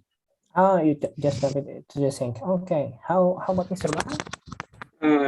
Actually, my parents doesn't like cooking something. Oh. We usually just buy. Okay. Okay. Don't cook, just eat. Okay, that's actually okay. That's yeah, that's could save sometimes, of course. Okay. Yeah, because I have my own personal experience. I used to yeah, simply dispose cooking oil into the sink, and then somehow it clogged. Just like your presentation. It clogged, and yeah, I used some different method, and eventually it works. Yeah, I would suggest the same actually. Yeah, just put it in jerry can or just put it inside mineral bottles, then you can dispose it with the normal trash. Because you can imagine if we are working in a restaurant or something with a bigger volume of the waste, it could cause some serious problem to the piping, of course. Yeah. Okay. Okay. I think I still have time for one last question. Okay. One last question. So, how exactly that you're going to monitor all the supply of the cooking oil? Are you going to use some kind of apps or something like that? Yes. So so thank you for the question, Mr. Iqbal. In this collection system, we use the apps that can be used by the collectors, either from the company or from the third parties, and the app can be used also by the producers, which are the restaurants, the food courts, and the houses. So how to maintain is, of course, we assume that the area we apply this application is well educated and more developed than the other area, like urban area, for example, Jabodetabek, which the people in it is already have the smartphone and has the awareness that the cooking oil can be converted into biodiesel or can be converted into more variable compound, and etc. And to maintain the supply for the resource on the WCO, we have not we have the collectors can check periodically or weekly when they need to collect the WCO uh, and see which the producer or which the consumers of the cooking oil that already collect the right amount of the WCO. And our main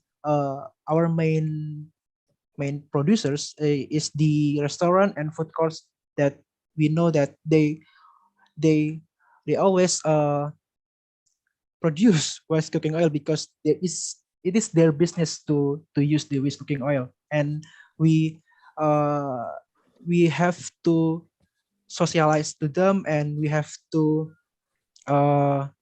make them realize that reusing cooking oil could bring hazardous and or could affect the human health if we too much reuse the cooking oil. So we have to persuade them that after they use the the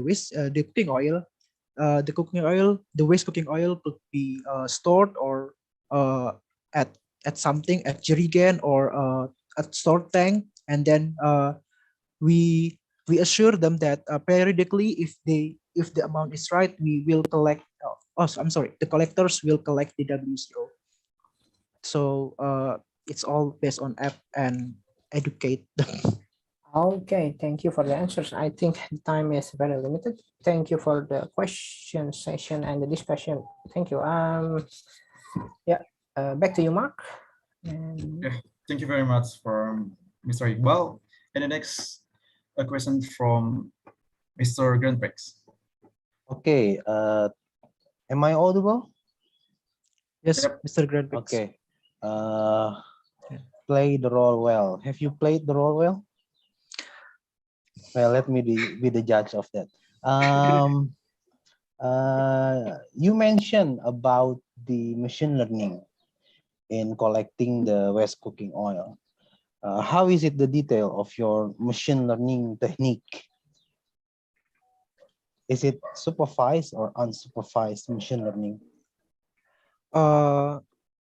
The machine learning which is unsupervised is just it's simply clusters the data collected by the user. So yeah, when the data is being input into the system, so the system will divide the data into clusters. So by that clusters we know that which one the producers that already collect the WCO. So basically it's the clustering the data, the input. Yeah, I know. Well then, how do you expect the clusters? I mean, after the machine learning perform the clusterings, you still have to decide which one is the good one, which one is the best one. How do you characterize them then? Okay, thank you for the question. If the producers are like the restaurants or food courts, we believe that the cooking oil is not being mixed with some other compounds.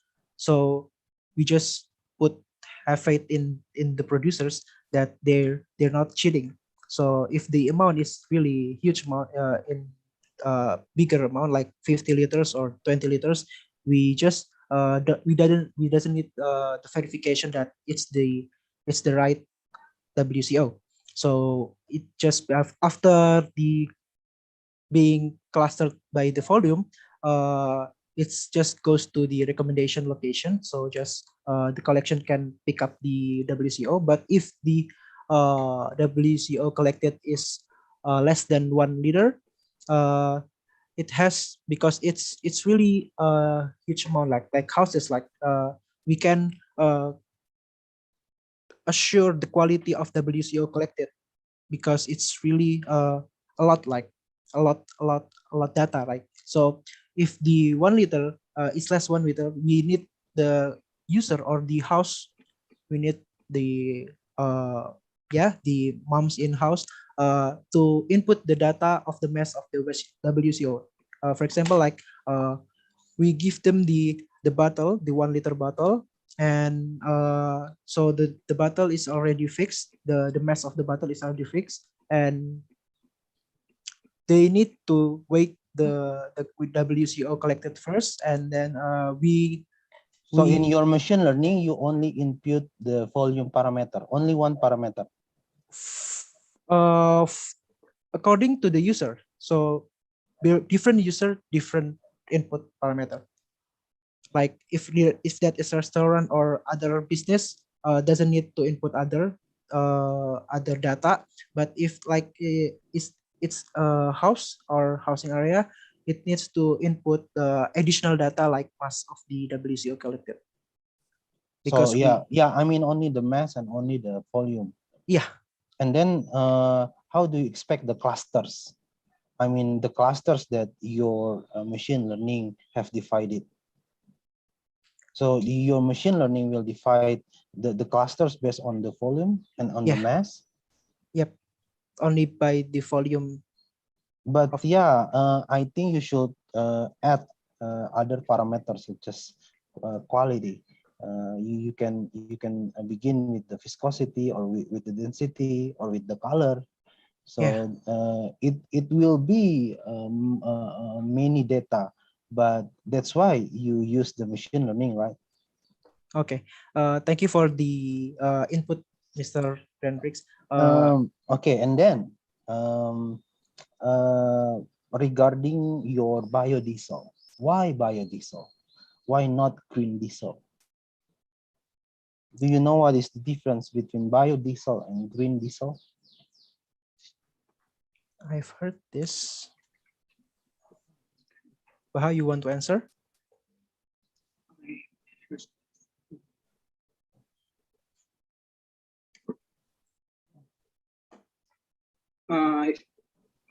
Correct me if I'm wrong. Green diesel is combination by using not waste, by using different resources like green biodiesel using a different energy resources like No, the waste cooking oil can also non-conventional. be utilized to be converted to green diesel. You know the diesel fuel, Yeah. right? It is different compared to that of your biodiesel, because your biodiesel is ester molecules, while the conventional diesel is basically hydrocarbons. You don't have oxygens in it. So green diesel is the chemical formula, the chemical components are the same as the conventional diesel, except their origins, we use the biomass, or for example the cooking oil or the palm oil as your feed or as your reactants. So why not green diesel? Why biodiesel? Okay, I will try to answer. Thank you, Mr. Graphics, for the question. The green diesel, from what I know, the green diesel has different properties with biodiesel. And why we choose biodiesel? Because on the application, biodiesel could be mixed with the solar diesel, like we know the B20 or B30 program, and that means that biodiesel doesn't need new machine properties, new machine, like maybe if we use the green diesel, we have to modify the machine that will use No, the fuel. if we use biodiesel, we need to modify or alter the machine because it has oxygen in it, right? If you use green diesel is, as I have mentioned before, it has the exact same chemical components with the diesel, with the conventional diesel, or with the conventional solar sold by Pertamina, right? So you can use 100% of green diesel as a fuel, while on the other hand, biodiesel, you can only use them as a blend, right? You can not use them 100% in your machine. You can only blend them with the conventional diesel, right? So to my next question, you also propose the supercritical methanol to synthesize or to produce the your biodiesel. Do you know, is there any established biodiesel plant that use this method? Yes, Bahadur will answer this question. All right. Let me answer your question. Thank you for your question, Mr. Grandpix. What we propose is just an idea, an alternative idea to convert waste cooking oil to biodiesel, and we just calculating the economical aspect and process. If we scale up the plan, and we have seen that some company have been built the plan with this concept, like Biopoima and in another unit in the USA. So we think that this idea is very interesting to be studied further, and we propose this idea, and that's the reason why we choose supercritical methanol. Okay. Last thing from me, if I may advise you, I think you should concentrate on the machine learning on creating the effective and efficient system to collect the waste cooking oil. I think you should concentrate on that. Otherwise, you will be mixed. Your goals will be mixed. Will be you know too many goals at the same time. So I think, if I may advise you, you should concentrate on the machine learning that you develop to collect the waste cooking oil, and I think it will be breakthrough if you are successful in finishing this project. Thank you. Thank you so much, Mr. Gretrix, for the input. Okay, thank you very much for Mr. Gentrix. And it's quite a comprehensive discussion and Q&A sessions. And thank you for the team played the role well. And next, we will continue for the third presentation sessions. And for the mark, it's pleasure. All right, let's get going. Last but not least, we got team Nesta Energy, and their topic is CZTS-based solar cell integrated capital city as the bright prospect for smart renewable city. You may enter the dry run breakout room to test everything first. Nesta Energy. Okay, yeah. Okay. Oh, Mark. Yeah. And in waiting for the third team, I wanna ask you maybe a question. Because you are from chemistry major. Yeah. By the way, I heard there are some mining companies in our sponsor. Do you know that's right. about their minerals?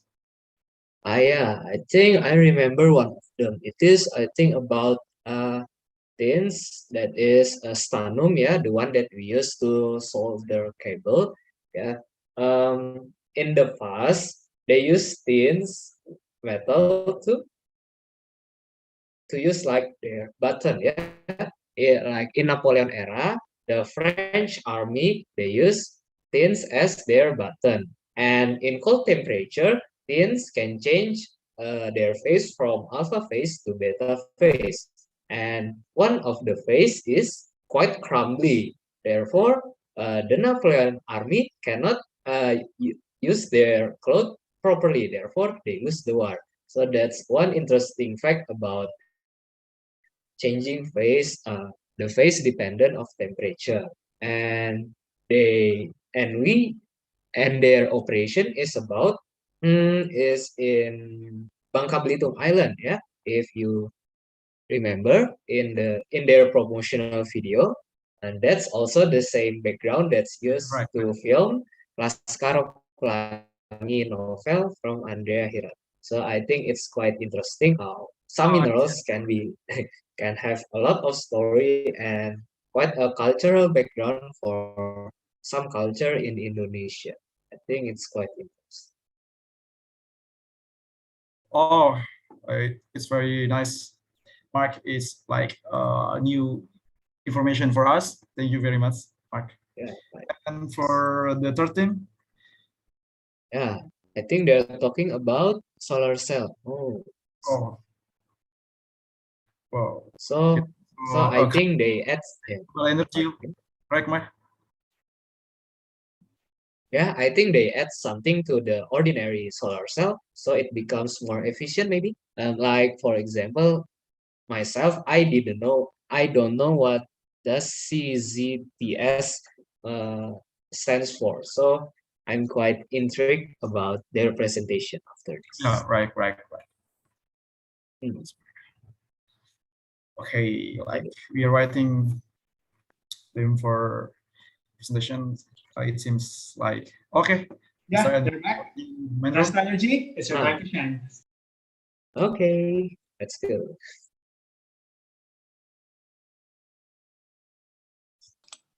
So good luck and have fun. We're rooting for you. Okay. Good afternoon, all judges and committee. Today, we would like to present about our idea. The title is CZTS-based solar cell integrated capital city as the back for smart renewable city. Next. Bung Tomo said, selama banding-banding Indonesia masih mempunyai darah merah yang bisa membuat sarikan putih menjadi merah putih, maka selama itu kita tidak akan menyerah kepada siapapun juga. I'm Agustina Octaviani, itu my partner, Muhammad Farisal Himawan, and Natalia Iman Bawulan. We are Nesta Energy from Universitas Erlangga. Next. Here's outline for today's presentation, and next, let me show for the background and goals.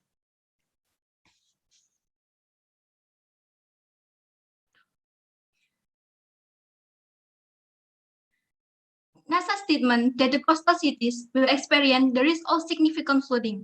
One of them is Jakarta in 2050. The average land subsidence rate in the Jakarta area from 2015 until 2020 is about 0.1 to 8 centimeter per year. This reason made the government move the capital city to Kalimantan in 2025 to be precise in Not Penajam Pasir and Kutai Kartanegara with an area of 200,000 hectares. Based on the East Kalimantan Forest Rights Service, the forest area is about 8,434,906 hectares. This is, of course, will significantly affect the development of the new capital city. However, it will sacrifice its forest area and tends to damage the environment.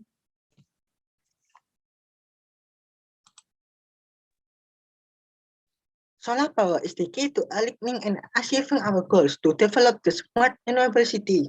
Smart renewable city is a concept about innovative open ecosystem effort to overcome challenges and improve people's quality of life, while the utility goal is to provide sustainable energy, reliable, affordable, and environmentally responsible. The most commonly used solar cell is silicon, but it is made in a vacuum and at high temperature. Besides that, usually use perovskite, but it is used toxic element and the process is vacuum and unstable. Indonesia is geographically located on the equator, and it's irradiated by sunlight throughout the year.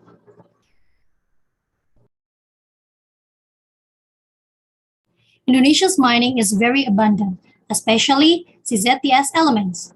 Copper, zinc, tin, sulfur are cheaper compared to gallium and indium, and non-toxic compared to cadmium.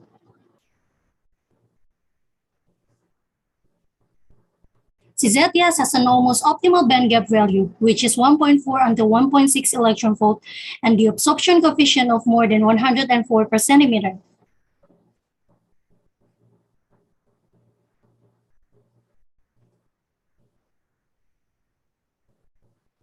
The CZTS is a semi-transparent solar cell. Thus, CZTS can maximize space capacity and sustainable energy production. Consequently, the usage of CZTS-based solar cells in the rooftop and window is possible to implement smart and environmental-friendly capital city. The material we use is precursor solution for fabricating copper zinc tin sulfate films was prepared from copper acetate monohydrate, zinc acetate dihydrate, tin chloride to methoxyethanol and monoethanolamine were used as solvent and stabilizer respectively. There are two fabrications, and the first one is device fabrication. Device fabrication is fabricated by spin coating method. It's a procedure used to deposit uniform thin films onto flat substrates. For this paper, the first step, CZTS precursor was dissolved for 2 hours at room temperature. CZTS precursor solution was spin-coated on molybdenum-coated soda lime glass. And then, it was dried on hot plate for 2 minutes. After that, the sample was desulfurized. ZTO layer was deposited on CZTS absorber layer by spin coating. Spin coating also deposit a ZO layer. And the last step, silver paste print the top electrode.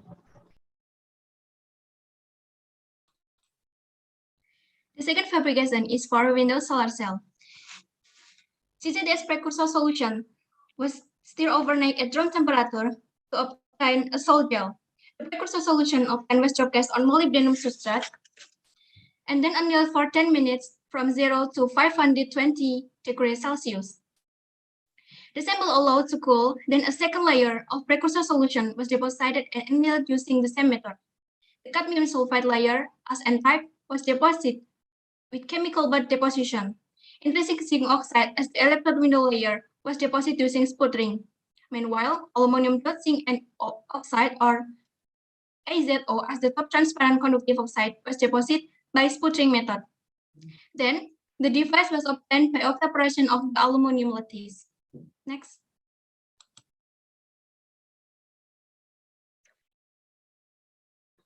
CCTS solar cells are installed in two parts. They are on the roof and on the windows. The thin film type of CCTS roof is used because it is more flexible. The other method is used to convert sunlight into electrical energy faster. After that, for the window, using a semi-transparent CCTS solar cell, one of the biggest opportunities for the technology is in integration as windows and skylight in sustainable energy buildings. The working principle is that the solar module captures sunlight, then convert it into electrical energy. The output of the solar cell is connected to the change controller, which functions to control the charging and disposal of electrical energy. If the battery is full, the change controller will stop charging electrical energy and vice versa. The output is used for the battery and the electrical load that is connected to the inverter. The inverter function to convert DC electricity to AC because the electrical load used in a AC load. The inverter is connected to the load, while the load in smart city is light, air conditioner, and other electronic device. Next.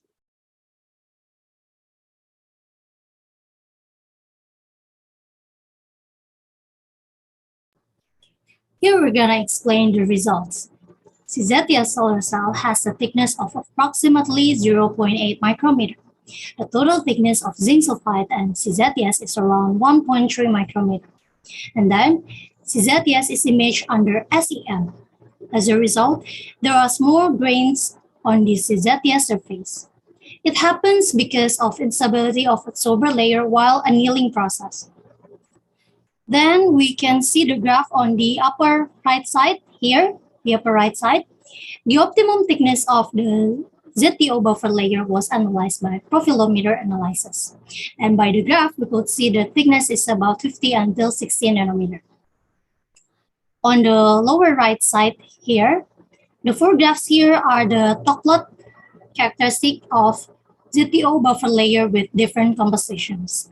The bandgap energy for each ZTO sample range from 3.7 until 3.9 electron volt.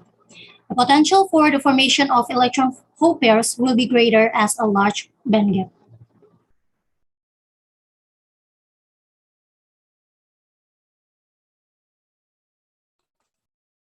The next result is for semi-transparent CZTS solar cell.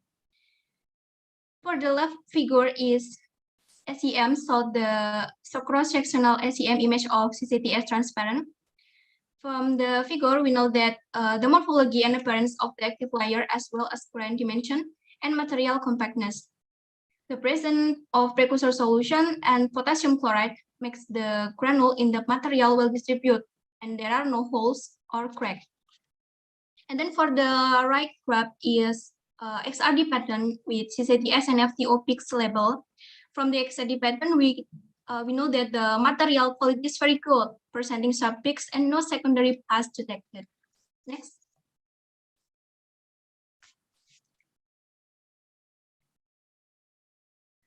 For the left graph is Raman spectrum of the ground CZTS in film. In the Raman spectrum, a well-defined CZTS peak can be detected. In addition, there is a byproduct in the form of tin sulfide. And for the right graph is Tox plot of a typical CZTS sample grown on SLG substrate. The optical bandgap of the material found to be around 1.40 electron volt.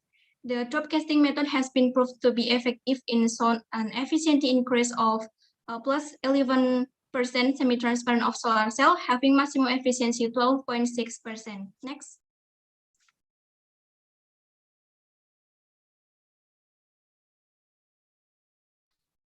From our presentation, it can be concluded that CCTS use cheap, non-toxic, and abundantly element in Indonesia. CCTS also be fabricated using low-cost non-vacuum method such as spin coating and dop casting. The spin coating method is proven to be a cheap and simple way to fabricate CCTS solar cell. As for dop casting, this method is also considered an easy and affordable method to produce semi-transparent solar cell and has been proved to be an effective method to fabricate high efficiency and semi-transparent CCTS solar cell, having significant encasing efficiency of plus 11%.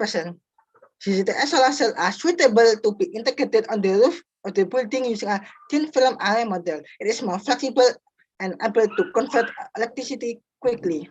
Therefore, the solar cell will advance the Indonesia capital city as a smart renewable city.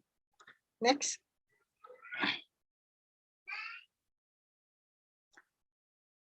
This is the reference we use in our presentation. Next. That's all for our presentation today, and thank you so much for your attention. We are Next Energy, grateful for everyone here to listen up to our presentation. Nice. Yeah, that's such a powerful opening. Yeah, I can see your guys. So, yeah, and then let us get going to the discussion session. Okay, the first judge is Mr. Iqbal. I would like to ask for your opinion on this Nesta Energy Tier. Okay, thank you, Mr. MC. Mark, thank you for the opportunity. Okay, can you guys and girls, of course, listen to my voice clearly?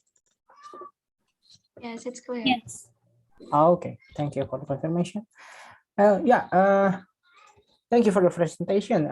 It's really interesting, combining the idea of a much more, let's say, a much more efficient solar cell and its application towards the new capital city, right? Okay.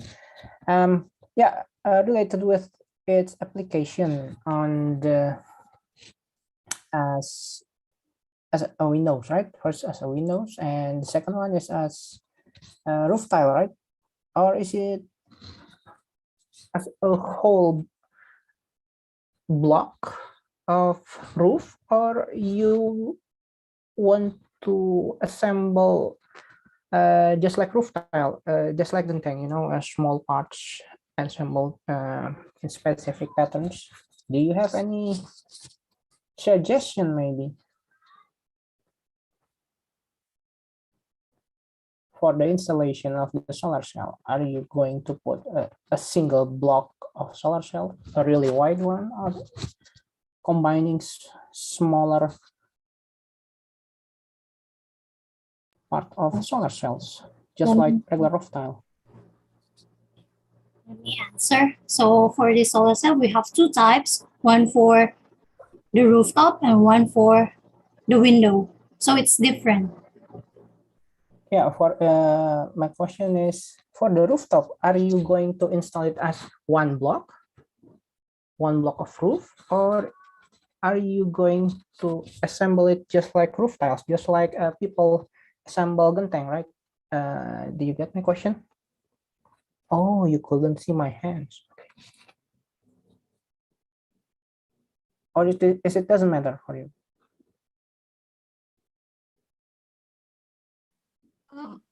Sir, I have permission to ask for the type of CCTS in rooftop. We use the thin film type of CCTS.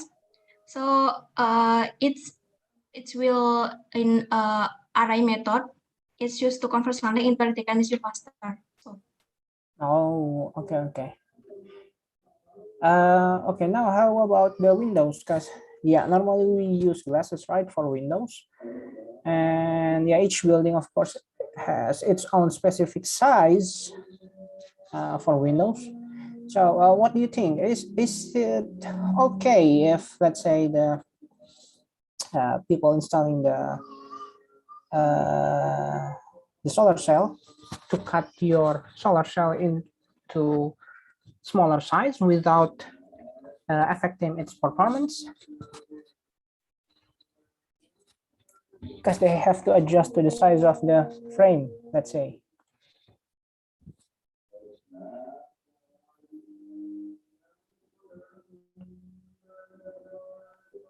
Okay, let me answer first. So for the windows itself, it's in semi-transparent. So we use two methods in here. The first one is for the rooftop, we use spin coating method, and then for the windows, we use drop casting method. So the results, it's gonna be different between the window and the rooftop. I am permission to ask to answer on my partner. So CCTS thin film is flexible, so we can adjust the size of CCTS in that headrooms used to a window like that. Okay, so is it better for us to prepare a specific size of the solar cell for a specific size of the frame, or can we just make a very large solar cell, then let's just cut it, fit with the frame? Because I think it's a bit difficult to produce a very big solar cell, right? Yeah, maybe for the solar cell, we can use the module array. So we can arrange the solar cell for the rooftop like that. Okay, then let's go to my next question. Have you already considered, let's say, the impact strength of your rooftop solar cell or your window solar cell? Is it strong enough to withstand, let's say, a very strong wind or some kind of dust, or maybe larger rocks thrown by strong winds? Is it strong enough? Yeah, information to us from result XRT that the material is have no secondary path detected, although SEM saw the granule, but here potassium chloride, the granule in the material will well distribute. So we are sure that CCTS is more flexible and strong, like that.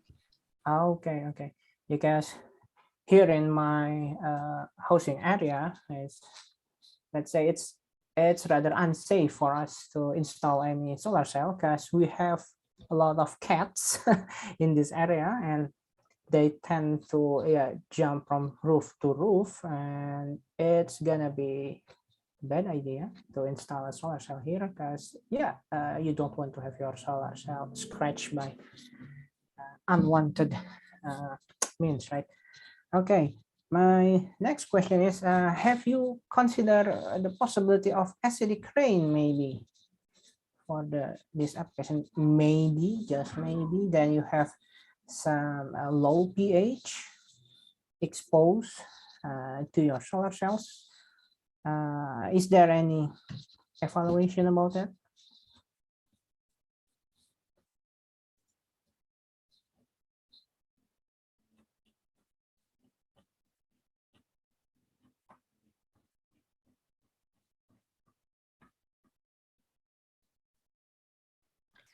For the acidic lining, we have done yet for considering it. Okay. But I think it is in Kalima, in Borneo, acidic lining is rarely is infrequently. It is so seldom. No, not to happen. It's never happen. I think in Borneo. Okay. Yeah, just in case, let's say now the capital is still green, right? But let's see, for another 10 or 20 years, we will get more cars and something like that. Yeah, we should see things coming in the future. And yeah, maybe you could simply prevent the unwanted, right? The unwanted scenario for that. Okay, so thank you for the discussion and All right. Yeah. I'll return to Mark. Okay, thank you, Mark. Okay, thank you, Mr. Iqbal, for your opinion and question. And then, without further ado, let's ask our second judges, which is Sir Robbie. Yeah. Hello, Sir Robbie. Mr. Robbie. Yeah, don't call me Sir Robbie. I'm We'll not give the time and space to you. Yeah. Okay, thank you, Mark. Yeah, thank you, Nesta Energy, for the interesting presentations. Yeah, so yeah, first question, what is Nesta? Yeah. A night. Let's say old English for next. English. What? Connect in German language. In? Night in? German. Yeah. What? So Nesta is next in Old English. So it's rooted from Germanic word. Some of it. Germanic. Wow. Okay, it's quite philosophical, huh?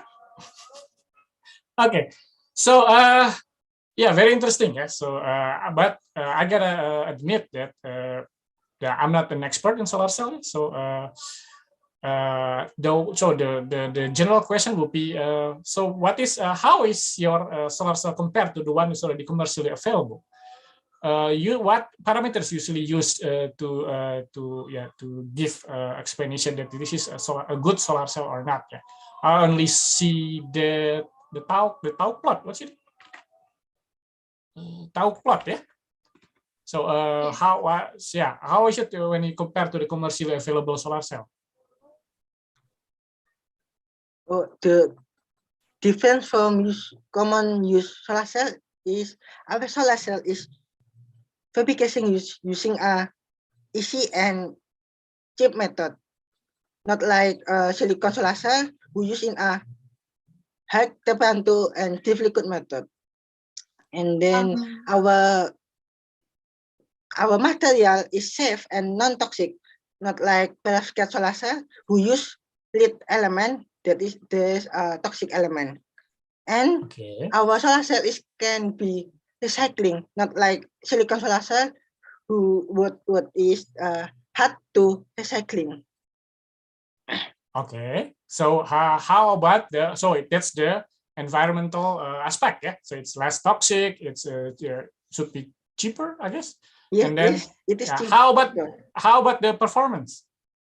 So it's the important thing. Yeah? People will buy if it is better than the commercial available. How about the performance? Compared to the commercially available. So what is the tau plot? Yeah, the tau plot is to measure the band gap. Is it that? Yeah, band gap and efficiency.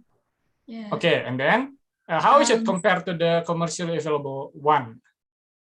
From data we get from NREL, so that CCTS at 1 gigawatt year production volume will cost $0.51 per watt with 10 efficiency. In the same year, the cost for silicon was this estimate at $0.74 per watt by NREL using a similar cost model. And market analysis suggests that a selling price of 0.6 per watt is needed for CCTS to be competitive. Maybe my partner can add my answer. Okay, so currently the highest efficiency solar cell on the market is only 22.8%, and it's a silicon based solar cell. But silicon in our country has to be imported, while CZTS uses our own mining elements, right? So so we can make the CZTS from the raw until output product in our own country without exporting or importing. Okay, so you're offering an next an alternative, yeah, alternative to the commercially available with I guess it's comparable. The performance is comparable to the commercially available. No, it's not better, I guess, but it's comparable. Okay. So you explained that we are in the equator, and then we have, in theory, we have a lot of sunlight. So it's a bit maybe a sociological or political questions. Yeah. So why don't we have more solar cell right now? What is it? Do you think that's the biggest hurdle? Yeah? The biggest hurdle why we're not having more solar cell in our community or in our environment, in our country?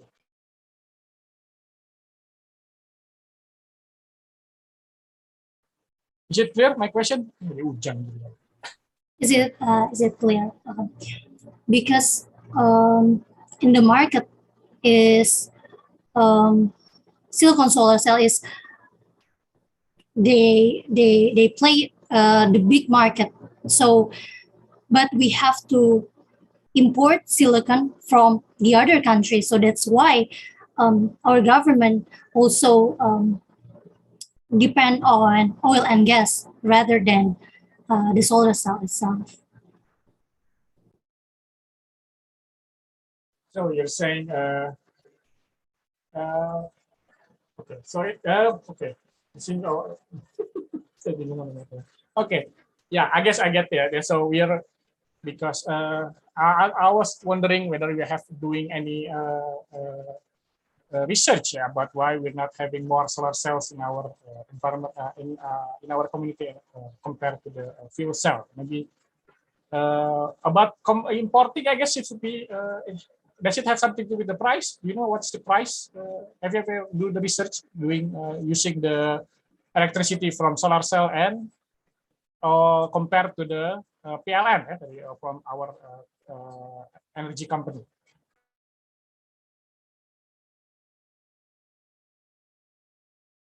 In the comparison of the price in our right now, yeah, because I think the price is not subsidized yet, yeah. Unlike in some Western country, I think some has subsidized the materials, I guess. Can you guess? Have you ever been research about doing the price electricity?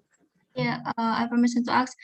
From NREL, CCTS is more cheap than silicon solar cell. For 1 gigawatt production volume, CCTS, the cost is 0.451 US dollar per watt with 10% efficiency. Compared with silicon have 0.74 US dollar per watt in market with similar cost method. Like. Okay, yeah. I guess that's it from me. Thank you for explanations. Very good job. I hope you can go pursue your. You can do more research about this one. Thank you. I'll give it back to Mark.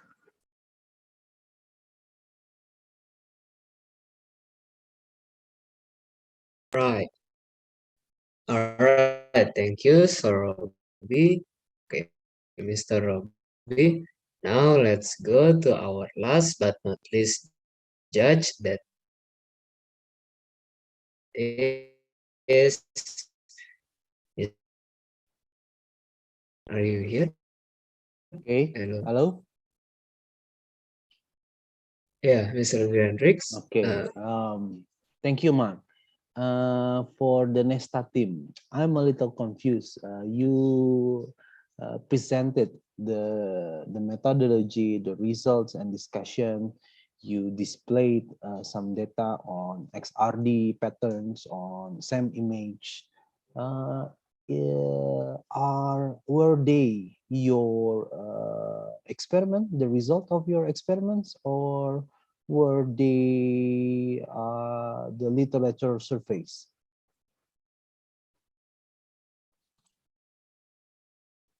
Pardon me? Yep. Were the results that you presented, were they yours, your results of your experiments, or you took it from literature?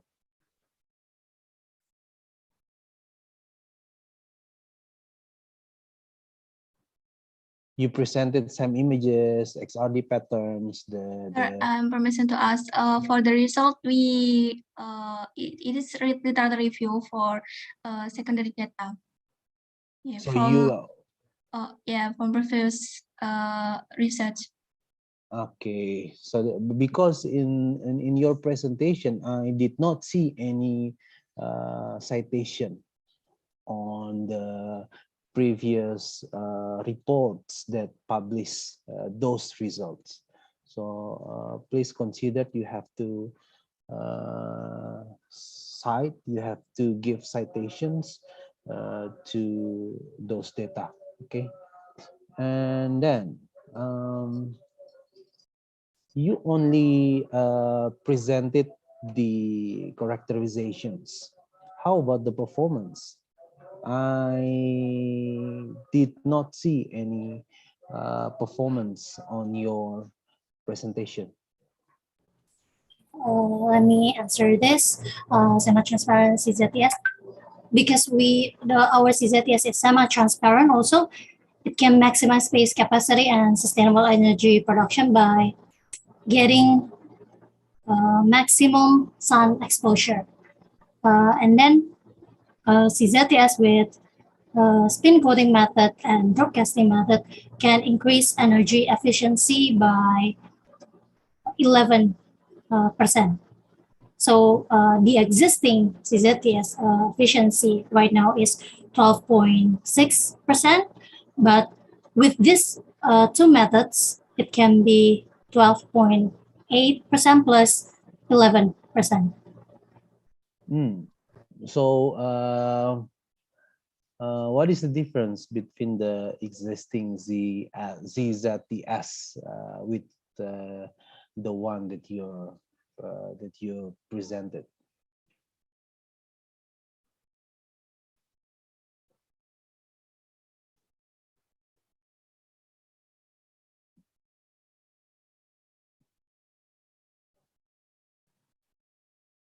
I'm permission to ask the results from top plot. We know that the band gap energy range for each sample rank 3.6 to 3.9 electron volt with the largest band gap energy below the sample.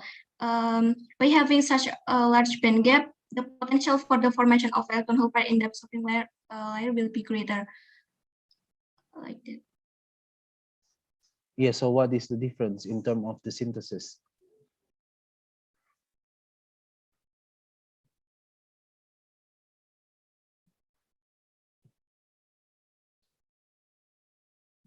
Okay, your ZZTS, C is copper, Z is zinc, and T is tin.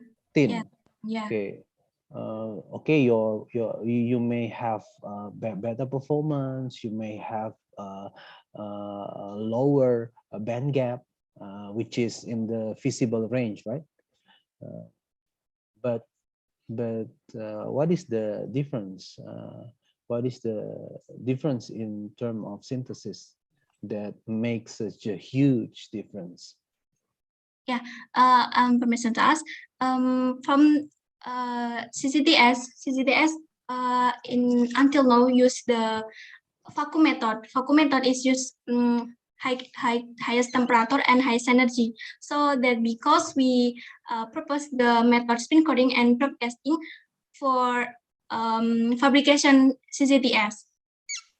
Maybe my partner can add my answer. So our method is not requires hectamperaton, not like silicon fabrication method. Our method is affordable and easy to do, so ordinary people can make it with themselves. So, can you show the slides that that contained the characterizations of the materials?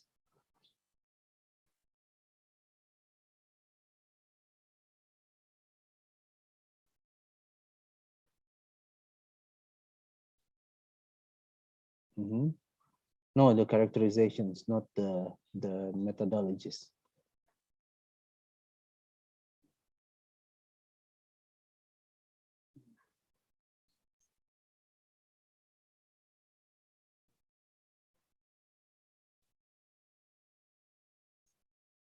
Okay, so this is the ZZTS that is fabricated using spin coating. Yes, recording. Oh, so you don't propose then?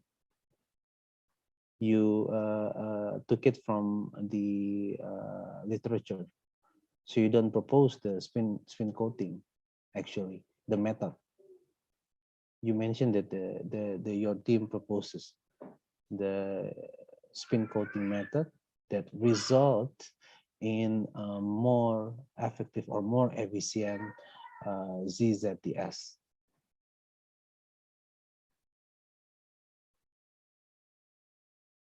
So my question is then, why the spin coating method could result in better performance?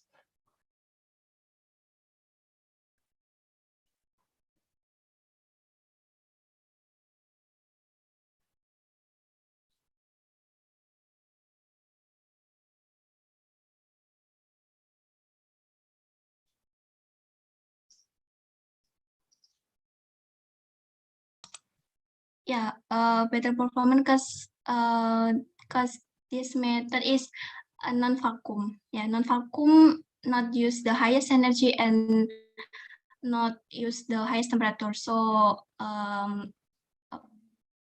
and yeah, like this, like that.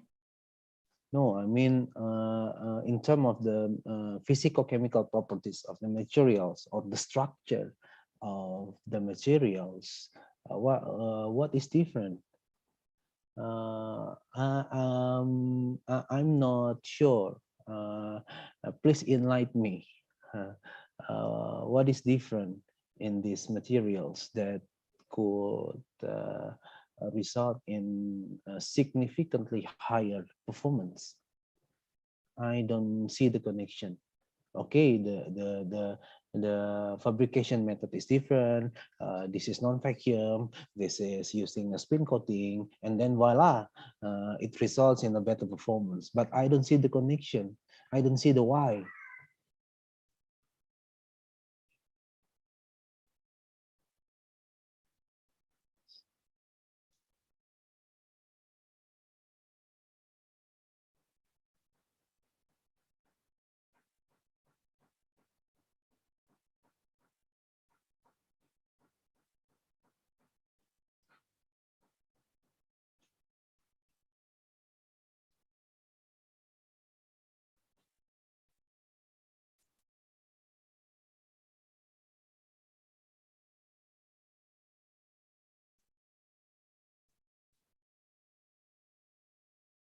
Hello.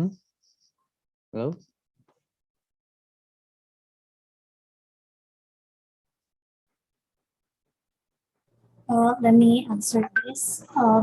We use in the type of thin film, so the effectiveness will be higher than CZTS in previous research, and then we use semi-transparent CZTS, so it absorb more sun exposure. Maybe my partner we're gonna explain.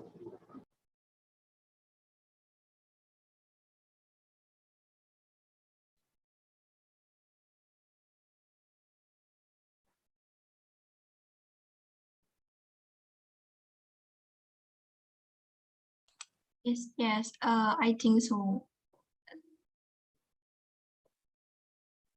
And okay, how about the composition? I guess you only use one composition. How about we play with the ratio of the copper or the zinc or the tin elements?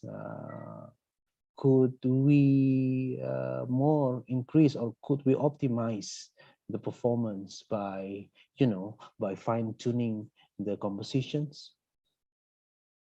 Okay, so in here we're not gonna use just one material, but we use a CZTS precursor that containing copper 0.52 molar, and then 2.6 molar of zinc, and then 0.27 zinc chloride, and then it dissolved for 2 hours at room temperature. So yeah, basically it is a fixed recipe, right? It is a fixed composition. What if I increase the concentration of copper? What if we reduce the concentration of zinc? What if we increase the concentration of tin?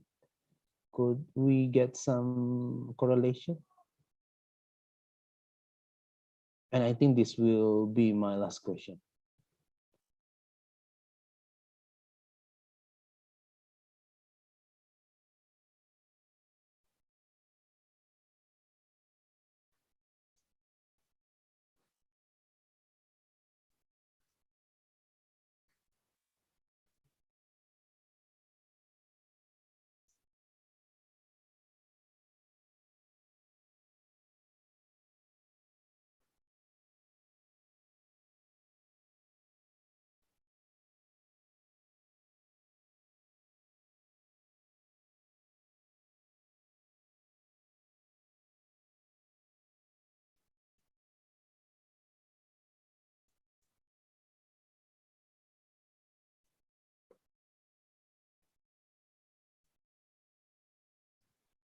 Reminding for the last question is extended for 3 minutes.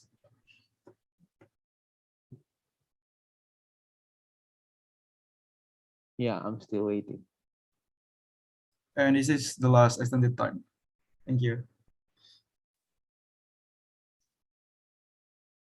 I'm still waiting the answer. Don't leave me hanging, please.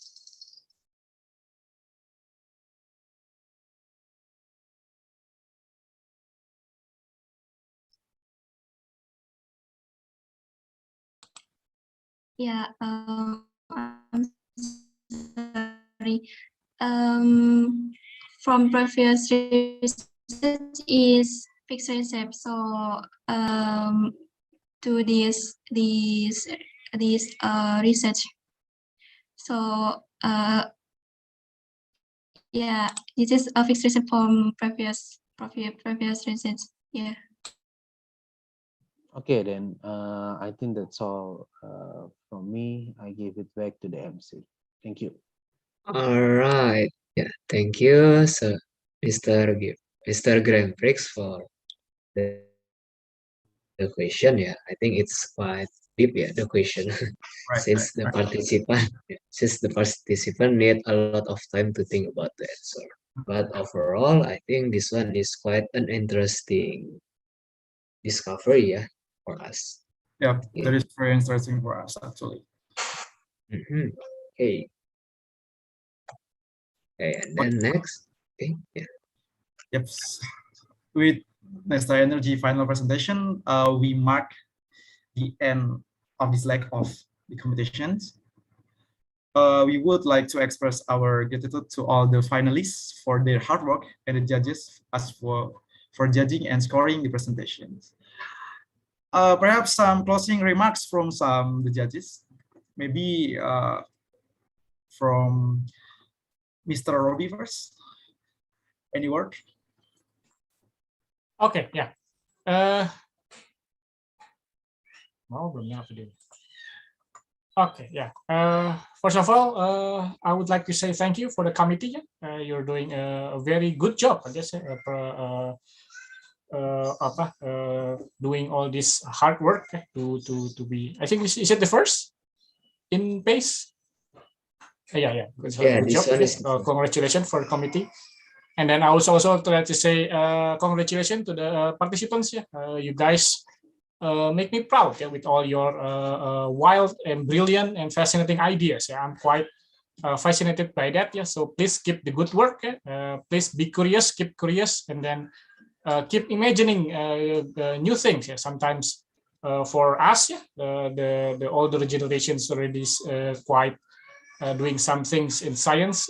Some things might be a bit dull for us, but it might be quite interesting to see the perspective of new generation. So please keep the good work. Please keep the curiosity, and then yeah, success to everyone. Yeah, thank you.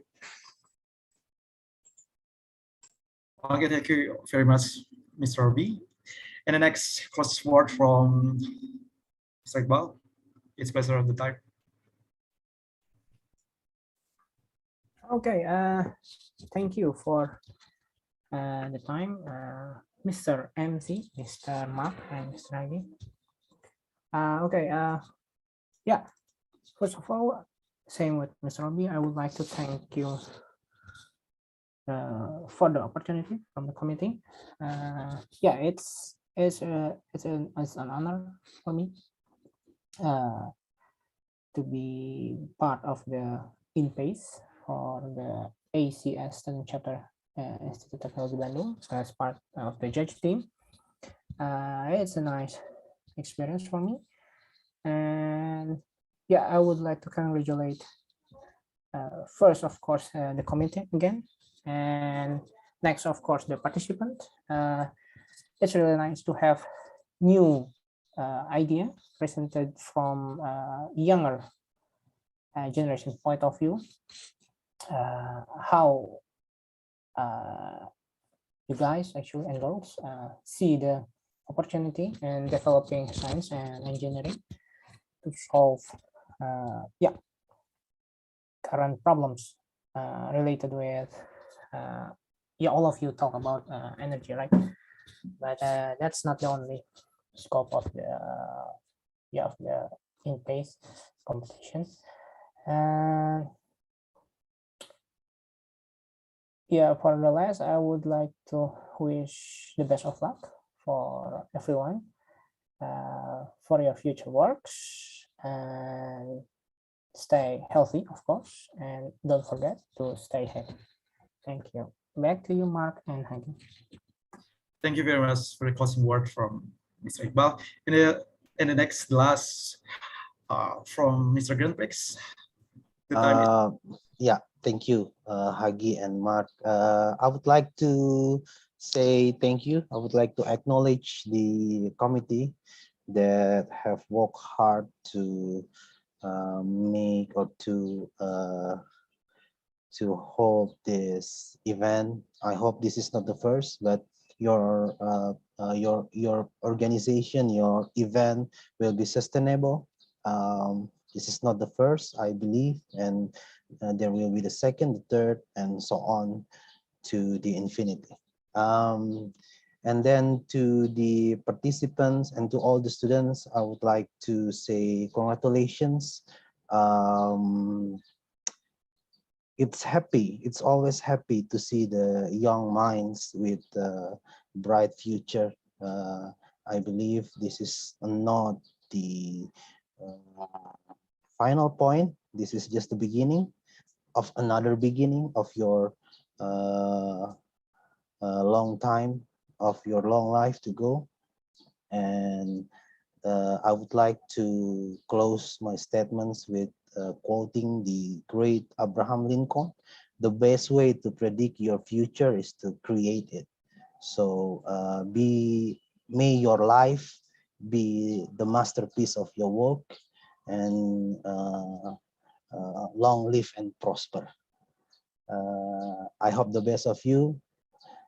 Stay healthy, and the most important is stay sane in this insane time. Thank you.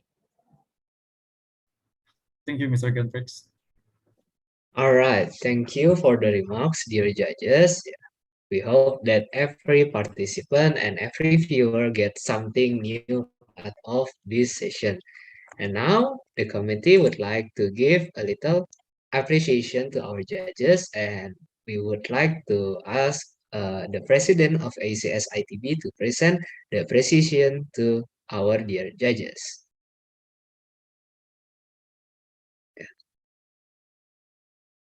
Hello.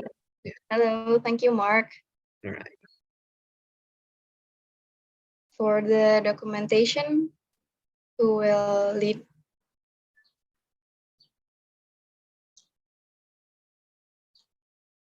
Thank you, Ms. President. It's an honor. Thank you, Mr. Grand Prix. Okay, so we will wait for the documentation first.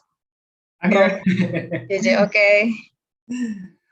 All right, so once again, we extend our thanks to Mr. Grand Prix as one of the judges. Allow me to document this moment first. On 1, 2, and 3. All right, allow me to just save the picture first. All right, thank you once again, Mr. Grand Prix, and also Rasha as the ACS president. You have to call her Miss President. Good point, Mr. Grand Prix.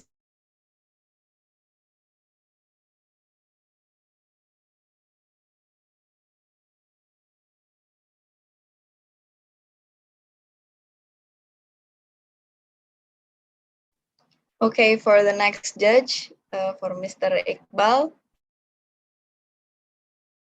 Thank you for your time to attend this event as a judge.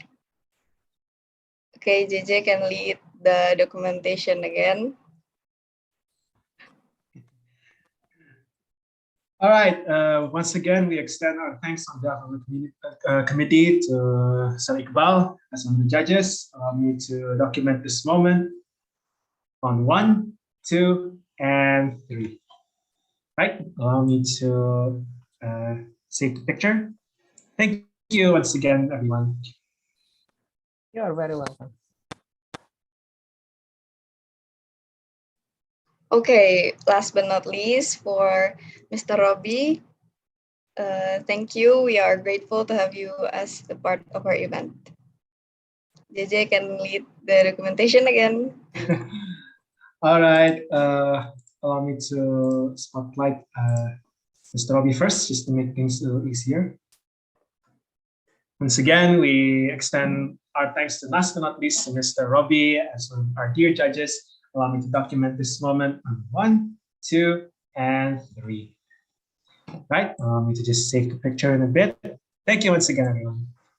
Okay, thank you, JJ and Madam President. Thank you for all the judges once again. And back to the MC, Mark and Hagi. Thank you. Okay, thank you, Ms. President and our dear judges. Okay, before we formally close the competition, there's a few announcements that we would like to make. Tomorrow, ACS ITB, our organizer, is hosting a webinar. The webinar is about environmental management innovation to support the implementation of the 2030 Sustainable Development Goals. Our speaker is Fitrian Adriansyah and Mr. Muhammad Fauzal Rizki. You can join it by registering in the link below. It is bit.ly/webinar ACS22. The webinar will be held at Sunday, February the 20th, 2022. And I think the time is quite similar to this one. Yeah, I hope you guys can join it and get something new out of it. And also the winners of the INPACE finals will be announced at the awarding night ceremony held at Zoom and YouTube. Okay, the link will be informed via email from ACS. So stay tuned. And also don't forget that there will be a performance by ITB Jazz and Ami Chorus. So don't miss it out. Okay, thank you, Mark. All right, have fun, guys. Information. Okay, the next, and let's not forget to our sponsor who helped make INPACE a reality. PT Trusur Unggul Teknusa. PT Antam TBK. PT Tima TBK. PT Pertamina Drilling Service Indonesia. PT Kalti Parna Industri. Ikatan Alumni ITB. PT Dahana. PT Transjakarta. PT Jasa Medivus. PT Petrokimia Gresik. POM Jaya. And last but not least, PT Jasa Marga. And finally, we would like to invite the committee to document today's competition. It's always nice to immortalize things with a picture, right? Okay. Indeed it is, Mark. Indeed it is. It's always nice to immortalize special occasions. So once again, we'd like to invite all the participants, all the team members, all the committee members here to turn on your cameras.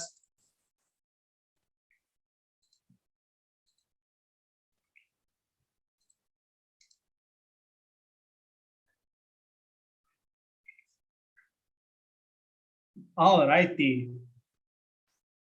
I'll give you guys maybe 1 more minute or 2 more minutes to turn on your cameras. If you can't, you can just simply let me know in chat.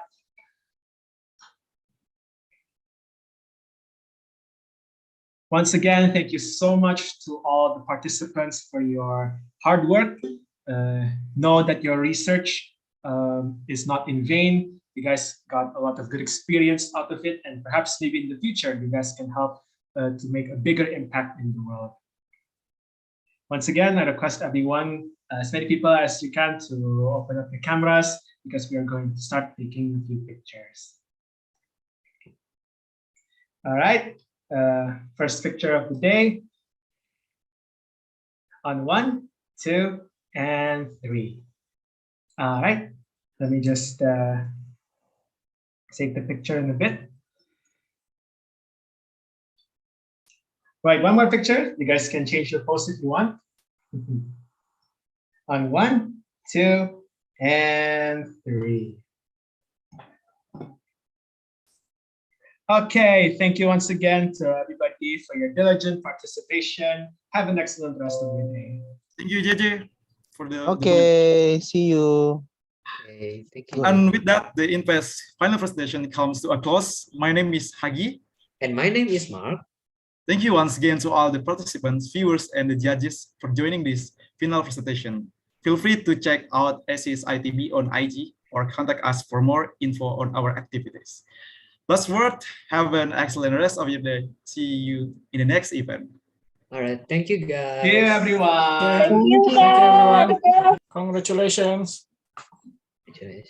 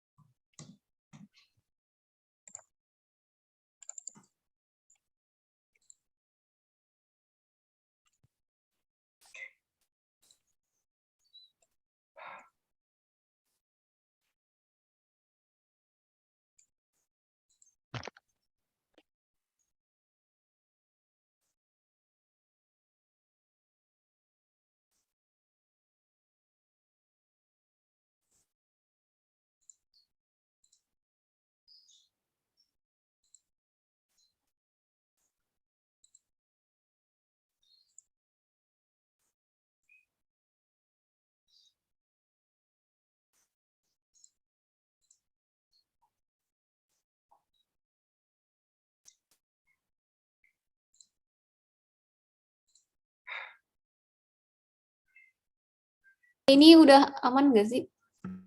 Aman-aman, udah keluar semua. Udah keluar semua. Mau stop. Live YouTube-nya Kak bisa di. Ya, live YouTube-nya. Oh iya.